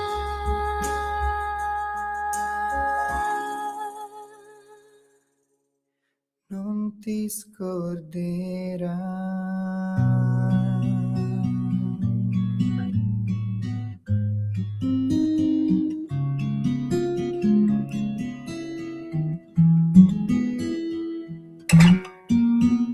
Ditemi un po' se non vi dà un po' di serenità un pezzo del genere, veramente. Si chiamano God on the Road, God on the Road. Il pezzo d'ora in poi è Christian Music, lo sapete, ogni giovedì alle 9 io mando solo Christian Music, un progetto musicale nato dal desiderio di 4 giovani musicisti di testimoniare la propria fede cristiana attraverso la musica, esibendosi spesso nelle piazze italiane. Speranza, fede, ricerca spirituale, pura Christian Music, che ci fa sentire bene e che dobbiamo cercare di applicare nella nostra vita. Il buongiorno da Sammy Varin, Radio Libertà, in tutta Italia, sulla banda DAB della vostra radio. Se girate per lavoro, ricordatevi, non c'è solo la FM e la M, c'è anche la banda DAB, schiacciate il bottoncino e poi cercate Radio Libertà, siamo in ordine alfabetico e la nostra è una delle poche radio nazionali, cioè vuol dire che ci si ascolta in tutta Italia, non solo a Milano, a Torino, e in tutta Italia, senza utilizzare gigabyte di internet. Chiaro che se avete l'abbonamento tutto compreso, potete anche scaricare l'applicazione di Radio Libertà sul vostro cellulare e ci ascoltate quando vi pare, o ancora meglio, da casa o dall'ufficio, andare sul sito radiolibertà.net e darci una mano, come sta facendo Francesco, che ci ha chiamato anche per avere il numero del conto corrente postale. Francesco, sei una stelassa. Attraverso il conto corrente postale 37671294, ma anche attraverso una semplice visita qui negli studi di Milano in via Bellerio. L'altro giorno è venuto Luca a salutarci. Fatelo, perché siamo una delle ultime radio ancora aperte. Tu citofoni, entri dentro, chiaro, devi portare un salame o qualcosa da mangiare, non venire a mani vuote, e ti accogliamo felicemente offrendoti un caffè padano. E se io sono in onda, attento che ti tiro dentro con me, cioè io ci metto né uno né due. Basta, devo andare avanti con la rassegna stampa perché sono sempre in ritardo. Io a quest'ora vorrei aprire le linee, vorrei parlare con voi ore ed ore a far l'amore, non posso perché mi pagano quel poco che mi pagano per fare la rassegna stampa. Sul quotidiano Il Giornale, dicevamo, oltre naturalmente al titolo che ci fa ben sperare, Santanchè lascia, Meloni raddoppia, vuol dire che c'è qualcosa che bolle in pentola. Ragazzi, io voglio sentire il nome Zaia, il cognome Zaia. Voi dite, lo teniamo per qualcosa di più importante ancora? E lo so, però forse sarebbe una carta da giocare in questo momento per far vedere che ci siamo, che vogliamo fare cose, che vogliamo unire l'Italia, ma attraverso le differenze, i territori, le responsabilità, e Zaia sarebbe la persona giusta. Ma è una mia idea che mi è venuta questa mattina appena mi sono svegliato alle 4:45. Obbedisco alla leader ma sono immacolata, Santanchè si dimette. Ma l'analisi che fa in taglio basso Augusto Minzolini si intitola "Caduta l'ultima testa a destra, ma a sinistra c'è un'euforia da gioiosa macchina da guerra". Attenzione, la gioiosa macchina da guerra, ve la ricordate, della sinistra, che faceva tanta paura? Il gelo e le ipotesi. Daniela con Vannacci? Vannacci chi? Ma chi è sto qua? Vannacci? Era Baldacci, la canzone di Bacini. Baldacci, ve la ricordate? E nel campo largo già si dividono i ministeri. Così scrive oggi Augusto Minzolini sul quotidiano Il Giornale. Giro di nuovo la pagina, Meloni va allo scontro, congela il Consiglio dei Ministri e minaccia la sfiducia. Giornata di liti e mediazioni ieri, legge elettorale al palo, Forza Italia nel caos, Rixi della Lega dice no, si rievoca tutta la giornata di ieri. Non bastano Fiuto e Grinta, la pitonessa dai trionfi allo stop imposto dai PM, si ricorda tutta la storia su ogni quotidiano, la storia della Santanchè, ma quello che piace a me è in taglio basso, via Altotonomi. Zaia al turismo e Chielani alla giustizia. Ma spunta pure l'ipotesi di Caramanna di Fratelli d'Italia per sostituire l'imprenditrice dimissionaria. Il governo guidato da Giorgia Meloni presenta delle caselle vuote e dalle parti di Palazzo Chigi si inizia a riflettere su come riempirle. Non sono decisioni attese a breve termine, tutto in alto mare. Tuttavia il compito da prendere al posto di Andrea Del Mastro, ex sottosegretario al Ministero della Giustizia, potrebbe toccare all'onorevole Sara Chielani, figura emergente della destra italiana. La parlamentare di origine laziale si è distinta in questi 4 anni per postura istituzionale, efficacia comunicativa, l'abbiamo vista spesso e volentieri anche in TV, è stata una delle principali sostenitrici della riforma Nordio, che la maggioranza non intende smentire nei contenuti. In questi anni la Chielani si è distinta anche per l'introduzione della Carta dei doveri del migrante e per una proposta di legge contro il separatismo islamico. Più complesso il puzzle che riguarda il Ministero del Turismo. La scelta sarà della premier Giorgia Meloni e di nessun altro. Difficile, per quanto l'ipotesi circoli su alcuni media, la strada che porta all'ex presidente dei CONI Giovanni Malagò. Sul piano delle suggestioni più concrete, invece, c'è un nome di lusso: Luca Zaia. Dopo la fine dei mandati da presidente della Regione Veneto, ricopre attualmente l'incarico di presidente del Consiglio regionale. Il leghista ha già fatto il ministro, occupandosi di politiche agricole tra il 2008 e il 2010 con Silvio Berlusconi. Se la premier dovesse decidere di pescare tra gli alleati, Zaia sarebbe il nome di maggior peso. E qua mi fermo, ma che ne pensate? 340-6709-659, scrivetemi un whatsappino. Elli, primarie su misura, ma IV spinge la terna Gabrielli Sala Manfredi. Il dibattito sulle figure esterne ai partiti ed è rissa tra PD e Bignami sugli inchini ai mafiosi in carcere. Nicola Gratteri, intervistato oggi sul quotidiano Il Giornale. Il governo prosegua il suo cammino, no alle esultanze, i PM restino sobri. Il procuratore capo leader del no dice quante cose tremende su di me, intervistato da Oara Borselli. Io in politica rimango capo della procura di Napoli fino al 2028. Le correnti, il sistema deve essere oggetto di una riflessione seria per evitare prassi ben note. Ma allora poteva votare sì. Intervistona quest'oggi, dopo che l'hanno intervistato tutti quanti, ma sul giornale non te l'aspetti, con Nicola Gratteri. Giro la pagina. E qui altra notizia bella tosta, che vi leggo. Pagina 9 del giornale. Assalto musulmano. Più di 1 milione contro il centrodestra, il peso alle urne degli elettori islamici. La strategia tra moschee e associazioni, dai piccoli comuni a fenomeno nazionale. Giulia Sorrentino. Quanto pesa oggi la comunità musulmana alle urne? Il giornale in tempi non sospetti aveva posto il tema in ottica referendum della giustizia, sottolineando come i leader islamici stessero conducendo una serrata campagna antigovernativa e stessero usando questo voto come il vero banco di prova per verificare la loro influenza. La cifra di islamici si attesta attorno a minimo a 1 milione. Ed è ottenuta considerando gli immigrati che hanno ricevuto la cittadinanza italiana, naturalizzati in forte crescita negli ultimi anni, poi i nati o cresciuti in Italia e in misura minore, poche decine di migliaia, i convertiti. Ciò che funge poi da moltiplicatore è che possono contare su una fitta rete di sindacati di base, centri sociali, moschee, tramite cui fare proselitismo. Diversi gli eventi di natura religiosa o culturale in cui si presentano figure della sinistra istituzionale e inevitabilmente si finisce per parlare di temi politici. Interessantissimo l'articolo di Giulia Sorrentino oggi a pagina 9 del quotidiano Il Giornale, che in taglio basso scrive: legami e incontri di Bahia con i terroristi. La sua associazione chiedeva il 5 per 1000, ma in quella moschea pregava Annun. Tanto per. Intanto Piantedosi avverte: anarchici sfidano lo Stato di diritto. Allerta massima per il raduno di sabato. E attenzione, perché probabilmente non ci saranno solo anarchici.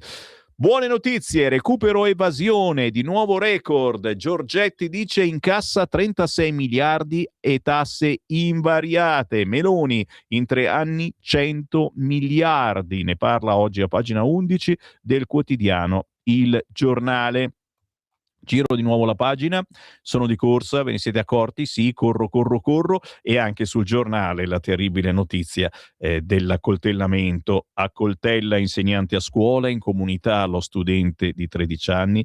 L'intervento di Gilberto De Benedetto, che è psicologo e psicoterapeuta, docente di scuola media superiore, e che dice: noi docenti dobbiamo essere formati meglio per capire anche quello che i ragazzi non dicono.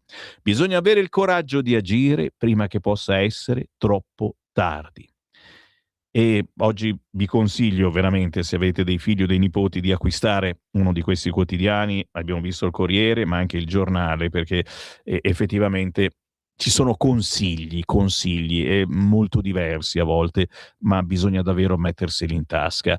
Divieti, metal detector, multe, la punibilità degli under 14 e il rebus delle norme bloccate, scrive Maria Sorbi oggi sul Giornale. Ferme le leggi su armi e violenza, da sinistra 1200 emendamenti, in carcere 580 minori. L'accoltellamento di Bergamo scoperchia una serie di questioni che la politica già reputa urgenti: il tema dell'impunibilità dei minori sotto i 14 anni, i coltelli a scuola, i metal detector e l'abuso scriteriato dei social, per cui da tempo si valuta un'ipotesi di divieto prima dei 14 anni. Il Consiglio dei Ministri ha da poco approvato il decreto sicurezza, in vigore dal 25 febbraio ma in attesa di conversione. Il provvedimento inasprisce le regole sui coltelli, ma deve fare i conti con un ostruzionismo durissimo dell'opposizione, che ha presentato 1200 emendamenti per tentare di farlo decadere. L'opposizione pensa che sia legittimo portare coltelli a scuola o nelle piazze? Si chiede il ministro dell'istruzione Valditara,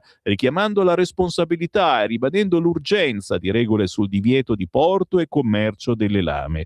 Tra queste il divieto di porto e di commercio anche online e sanzioni fino a 1.000 euro per i genitori dei minorenni che circolano armati. Ma ora le scuole hanno in mano la circolare Valditara Piantedosi sull'installazione dei metal detector. È stata diramata dopo la tragedia di La Spezia, quando uno studente è morto accoltellato da un compagno. Ogni istituto potrà richiedere l'installazione di un metal detector per controllare l'ingresso ed evitare che gli studenti si presentino con il coltellino nella tasca dei jeans o con il macetino da tasca. Tendenza che, stando ai dati e agli episodi di cronaca, è sempre più diffusa. E qua mi fermo, ma l'articolo prosegue oggi sul quotidiano Il Giornale. Scacciacani in borsa, la maglia vendetta e la diretta via social, l'esplosivo in casa. Si ricorda la giornata di ieri a Trescore Balneario. Il Tempo, il titolo è La ripartenza di Giorgia. Dopo Del Mastro e Bartolozzi, pure Santanchè si dimette con una lettera orgogliosa. Meloni determinata a ripartire con slancio, mentre le opposizioni fanno ostruzionismo su tutto. Prosegue il forum del Tempo sulla strategia e le battaglie per tornare a vincere. E allora la ripartenza di Giorgia, ma di spalla allarme anarchici per il corteo di sabato. Invaderemo Roma, Piantedosi duro, sfida allo Stato. Teheran che non accetta la tregua USA. Non dimentichiamo che abbiamo delle guerre che proseguono. Trump pronti a scatenare l'inferno. L'Iran non ha respinto il piano di pace presentato dagli Stati Uniti per il cessate il fuoco. I colloqui continuano. La Casa Bianca smentisce le notizie provenienti dai media di Teheran, secondo cui alti funzionari del regime avrebbero bollato come eccessive le richieste avanzate da Washington in una proposta in 15 punti. Ma Trump rilancia la sfida e manda altri militari, minacciando Teheran: siamo pronti a scatenare l'inferno. Giro di nuovo la pagina e partendo da Repubblica, Santanchè, addio al veleno, titola oggi Repubblica. Il sacrificio della pitonessa dalle borse al dito medio, una visibilità sopra le righe. In taglio basso l'intervista con Storace. Daniela è una donna tosta, ma Giorgia ha fatto bene a mollarla. E poi il virgolettato: non ci faremo logorare, Meloni terrà l'interim, poi caramanna in poll, secondo la Repubblica, per il turismo. Marina Berlusconi avvia la resa dei conti in Forza Italia. Fuori gli uomini di Tajani, titola pagina 10 il quotidiano Repubblica. Lo Tito raccoglie adesioni per far dimettere Gasparri da capogruppo al Senato. Casellati e Zangrillo firmano l'ipotesi Craxi, proprio così. Giro di nuovo la pagina, Schlein attacca, pronti al voto, l'alternativa alla destra c'è già, se lo dice lei. Fratoianni però in taglio basso, intervistato dal grande Pucciarelli, che non intervista più Vannacci, chissà perché, priorità al programma, al leader ci penseremo dopo. Giriamo ancora la pagina, siamo sul quotidiano La Repubblica, che va a analizzare quelli che sono stati i risultati del referendum da parte dei giovani. Nella voglia di no dei giovani, la difesa di simboli come la carta. Nella scelta referendaria della Gen Z, generazione Z, l'intenzione di proteggere la Costituzione, mentre partiti e programmi restano lontani. Insomma, conoscono benissimo la Costituzione i nostri giovani 18 anni, 20 hanno avuto netta e chiara la sensazione che al seggio questa volta c'era qualcosa da fare, non una semplice preferenza da esprimere. È stato un riflesso conservatore, sì, ma legittimo, sicuramente una salutare forma di appartenenza. Capito i giovani? La Repubblica, a quanto pare, li ha capiti. Più gas in arrivo dall'Algeria, la missione lampo della Premier, ne parla oggi il quotidiano Repubblica, la visita al presidente Tebboune per rimpiazzare il GNL qatarino. Nel decreto bollette si riduce lo sconto per imprese e famiglie. Sempre sul quotidiano La Repubblica, giro la pagina e anche qui i paginoni sullo studente di 13 anni che ha coltellato la prof, dal piccolo chimico a Rambo per i brutti voti, un arsenale in camera. Ammanniti. Inutile trattare i ragazzi da criminali, impariamo ad ascoltarli. Massimo Ammanniti, psicanalista, docente e scrittore. Non è giustificare, ma capire cosa accade nel cervello di chi compie un gesto simile e non ha paura delle conseguenze. Lo psicanalista dice: ormai gli adolescenti non sanno gestire le pulsioni violente, invocare repressione contro un tredicenne non serve. Certo, servono tutte e due le cose. C'è poi Instagram e YouTube che creano dipendenza e Repubblica dà la notizia, pagina 23, di una storica condanna negli Stati Uniti. La sentenza può fare scuola in altri 2000 casi. Per la giuria Meta e Google non hanno tutelato gli utenti. Risarcimento da 3 milioni. Ne parla oggi solo il quotidiano La Repubblica. Dove andiamo? Andiamo sul quotidiano La Verità. Settimana Santa, titola oggi La Verità. Che via crucis. La Meloni chiede le dimissioni della Santanchè da ministro. Lei resiste, ma poi rimasta sola lascia in polemica. Il mio certificato penale è pulito, non voglio essere il capro espiatorio, però dico obbedisco. La sfida del governo adesso è risorgere dopo giornate di passione. Settimana Santa, titola oggi il quotidiano La Verità. Più in basso, i giudici ci fanno pure morire con farmaci letali a comando. La notizia della toga che autorizza il CNR ad agevolare il suicidio assistito di Libera. La 55enne toscana affetta da sclerosi multipla è morta dopo l'autosomministrazione di un farmaco letale tramite il dispositivo con comando oculare appositamente predisposto dal CNR su indicazione di una toga per consentirle di azionare l'infusione per endovena del farmaco per il fine vita. Anche questo naturalmente assolutamente trasversale, ma aspettiamo il vostro giudizio al 340 67 09 659. Carburanti cari nonostante il petrolio, il premier blinda il gas algerino, resta il problema del prezzo del diesel. Entriamo sul quotidiano La Verità, Nordio non molla, c'è fiducia in me, farò 10.000 nuovi posti in carcere, sbarchi giù, minaccia anarchica per la manifestazione di sabato, informativa di Piantedosi, i rimpatri nel 2025 aumentati del 52%, massima allerta per la manifestazione di sabato, antagonismo violento è minaccia concreta e ibrida. Giro di nuovo la pagina, la sinistra ha il problema di rottamare Elli. E poi il MEF lancia l'allarme guerra, persistenti effetti negativi sul prodotto interno lordo. Meloni salda l'asse con Algeri, gas blindato, e ancora sul quotidiano La Verità si spiega un po' che cos'è il nodo raffinerie, cioè il fatto che il petrolio scende, poi sale, poi scende, poi sale, ma se scende il petrolio, la benzina non cala, anzi, il nodo raffinerie, ci scrive Sergio Giraldo oggi a pagina 9 del quotidiano La Verità, le voci su possibili negoziati e le scorte USA che spingono al ribasso il greggio, ma i margini della trasformazione rimangono alti, cioè sono le raffinerie che ci guadagnano perché fanno pagare di più quella che è una cosa assolutamente indispensabile, la raffinazione del petrolio.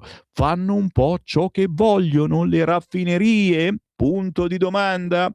Anche sulla Verità, tredicenne accoltella la sua prof durante una diretta sui social, e Valditara che spinge le norme anti-lame.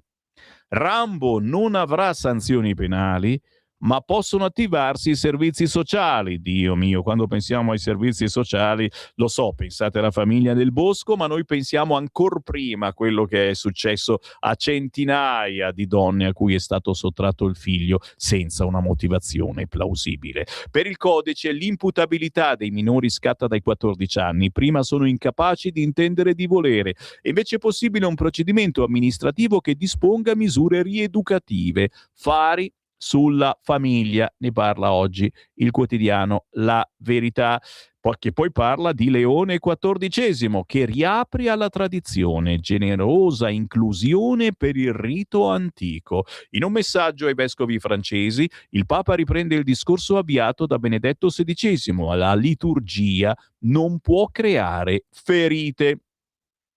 Il successo dei passaporti negli uffici postali. Passaporti in 6.500 uffici postali, incremento del 36% dal 2025. Tra le province che hanno espresso più richieste, Verona, Vicenza, Bergamo e Monza. Sì, se pensate di fare un viaggettino fuori dall'Italia andando lontano, il passaporto ci vuole, ma è meglio che vi diate da fare, perché non sempre ce l'avete in così poco tempo. Ecco il primo vero suicidio di Stato, dice a pagina 17 il quotidiano La Verità. Giudici e CNR forniscono l'arma. Fa scalpore il caso di Libera, la donna di Firenze che ha fatto ricorso alla morte assistita attraverso un dispositivo creato appositamente dall'ente scientifico. Il tutto nella regione della legge sull'eutanasia. Ne parla soltanto oggi in questo modo il quotidiano La Verità. La pitonessa si dimette, è finita la guerra santa, urla invece il quotidiano Libero con l'editoriale di Mario Secchi: sbaglia chi pensa di logorare Meloni. Giorgia Meloni non si farà logorare. Le dimissioni di Del Mastro, Bartolozzi e Santanchè e la missione in Algeria sono la prima risposta rapida, sono parte di una controffensiva strategica che solo all'inizio e si intreccia su diversi piani: composizione e azione del governo, interesse nazionale, energia, flussi migratori e Mediterraneo. È l'agenda del Presidente del Consiglio. Ci dà speranza l'editoriale di Mario Secchi quest'oggi sul quotidiano Libero. Ma attenzione, le notizie che ci interessano sono più in basso. Signori, ci sono notizie da Di Maio. Che ha fatto Di Maio? Di Maio ha perso la partita, niente incarico all'ONU, signori. No, vi state strappando i capelli se li avete. Adesso ci arrivo. Giorgia delusa da Daniela nella rosa per il turismo Malagò, Caramanna e Zaia, pagina 3 di Libero. L'appello dei lettori, il governo va davanti, tante lettere dei lettori di Libero, ma come noi abbiamo ricevuto decine e decine di WhatsApp al 340 6709 659 alle 11 io torno in onda e ve li leggo tutti. Ai compagni non bastano le dimissioni. Adesso fanno le maestrine questi di sinistra, ve ne siete accorti in televisione? Fratelli d'Italia, non accettiamo lezioni da chi è andato a trovare Cospito. Show in aula dopo l'addio di Del Mastro e Bartolozzi, chiesto il passo indietro di Nordio, il ministro non lascio. A proposito di deputati e senatori, la Lega Montecitorio, Bianchi rinuncia al seggio di Bossi, entra Mafioli, doveva entrare Matteo Luigi Bianchi, il primo dei non eletti, lui ha deciso di stare sul territorio e questo è un grande, grande amore per la propria terra, che è l'amore per la Lega. Entra Mafioli, ben conosciuta, a Busto Arsizio. Giro di nuovo la pagina. La strategia del governo per consolidare la sicurezza energetica. Siamo stati salvati dai rigassificatori, ne parla a pagina 9 il quotidiano Libero. Gualtieri nei guai, strapagati i terreni dell'inceneritore. La Corte dei Conti indaga per danno erariale sui soldi usati dal Comune di Roma per i campi dove sarà costruito l'impianto dell'inceneritore. Sapete che aveva detto sì, cosa incredibile, all'inceneritore Gualtieri, PD, gli abbiamo dato la tessera della Lega. Bologna 30 all'ora, ma è boom in città di biciclette abbandonate. Nel capoluogo emiliano i vigili recuperano ogni anno oltre 600 rottami e ora si corre a ripari. Il sindaco vuole riciclarle, ragazzi miei. Oh, questi bolognesi, quante emozioni che vivete. Oh, ma l'avete voluto voi d'altronde. Arriviamo al notizione, signori. Siete pronti? Tutti in piedi. Il responsabile UE nel Golfo Persico, Di Maio, non sarà nominato inviato ONU in Medio Oriente. L'ex ministro degli esteri, che un mese fa è diventato professore a Londra, è stato preferito Arnold, fedelissimo del segretario Gutiérrez. Ragazzi miei, lo so, è brutto, ma è una notizia che bisognava assolutamente darvi. Ricordiamo che dal 2023 Di Maio è rappresentante speciale dell'Unione Europea per il Golfo Persico, incarico scaduto nel gennaio 2025 e subito rinnovato per altri 2 anni, ma l'ex leader del Movimento 5 Stelle di recente ha ricevuto un altro incarico di prestigio, è infatti diventato professore onorario presso il Dipartimento di Studi sulla Difesa nella celebre Università King's College di Londra. Annunciarlo è stato lui stesso il 21 febbraio. Assumerò questo nuovo ruolo con l'obiettivo di contribuire al dialogo sulla sicurezza internazionale, le relazioni Europa-Golfo, le dinamiche geopolitiche, una nuova sfida, sempre con la stessa passione. King's College è la 4ª più antica università britannica, è considerato uno degli atenei più prestigiosi al mondo. 12 tra alunni accademici dell'università sono stati insigniti del premio Nobel. Siamo tutti a bocca aperta, ma non ce l'ha fatta. Non sarà nominato Di Maio inviato ONU in Medio Oriente. E qualcuno di voi dice: meno male.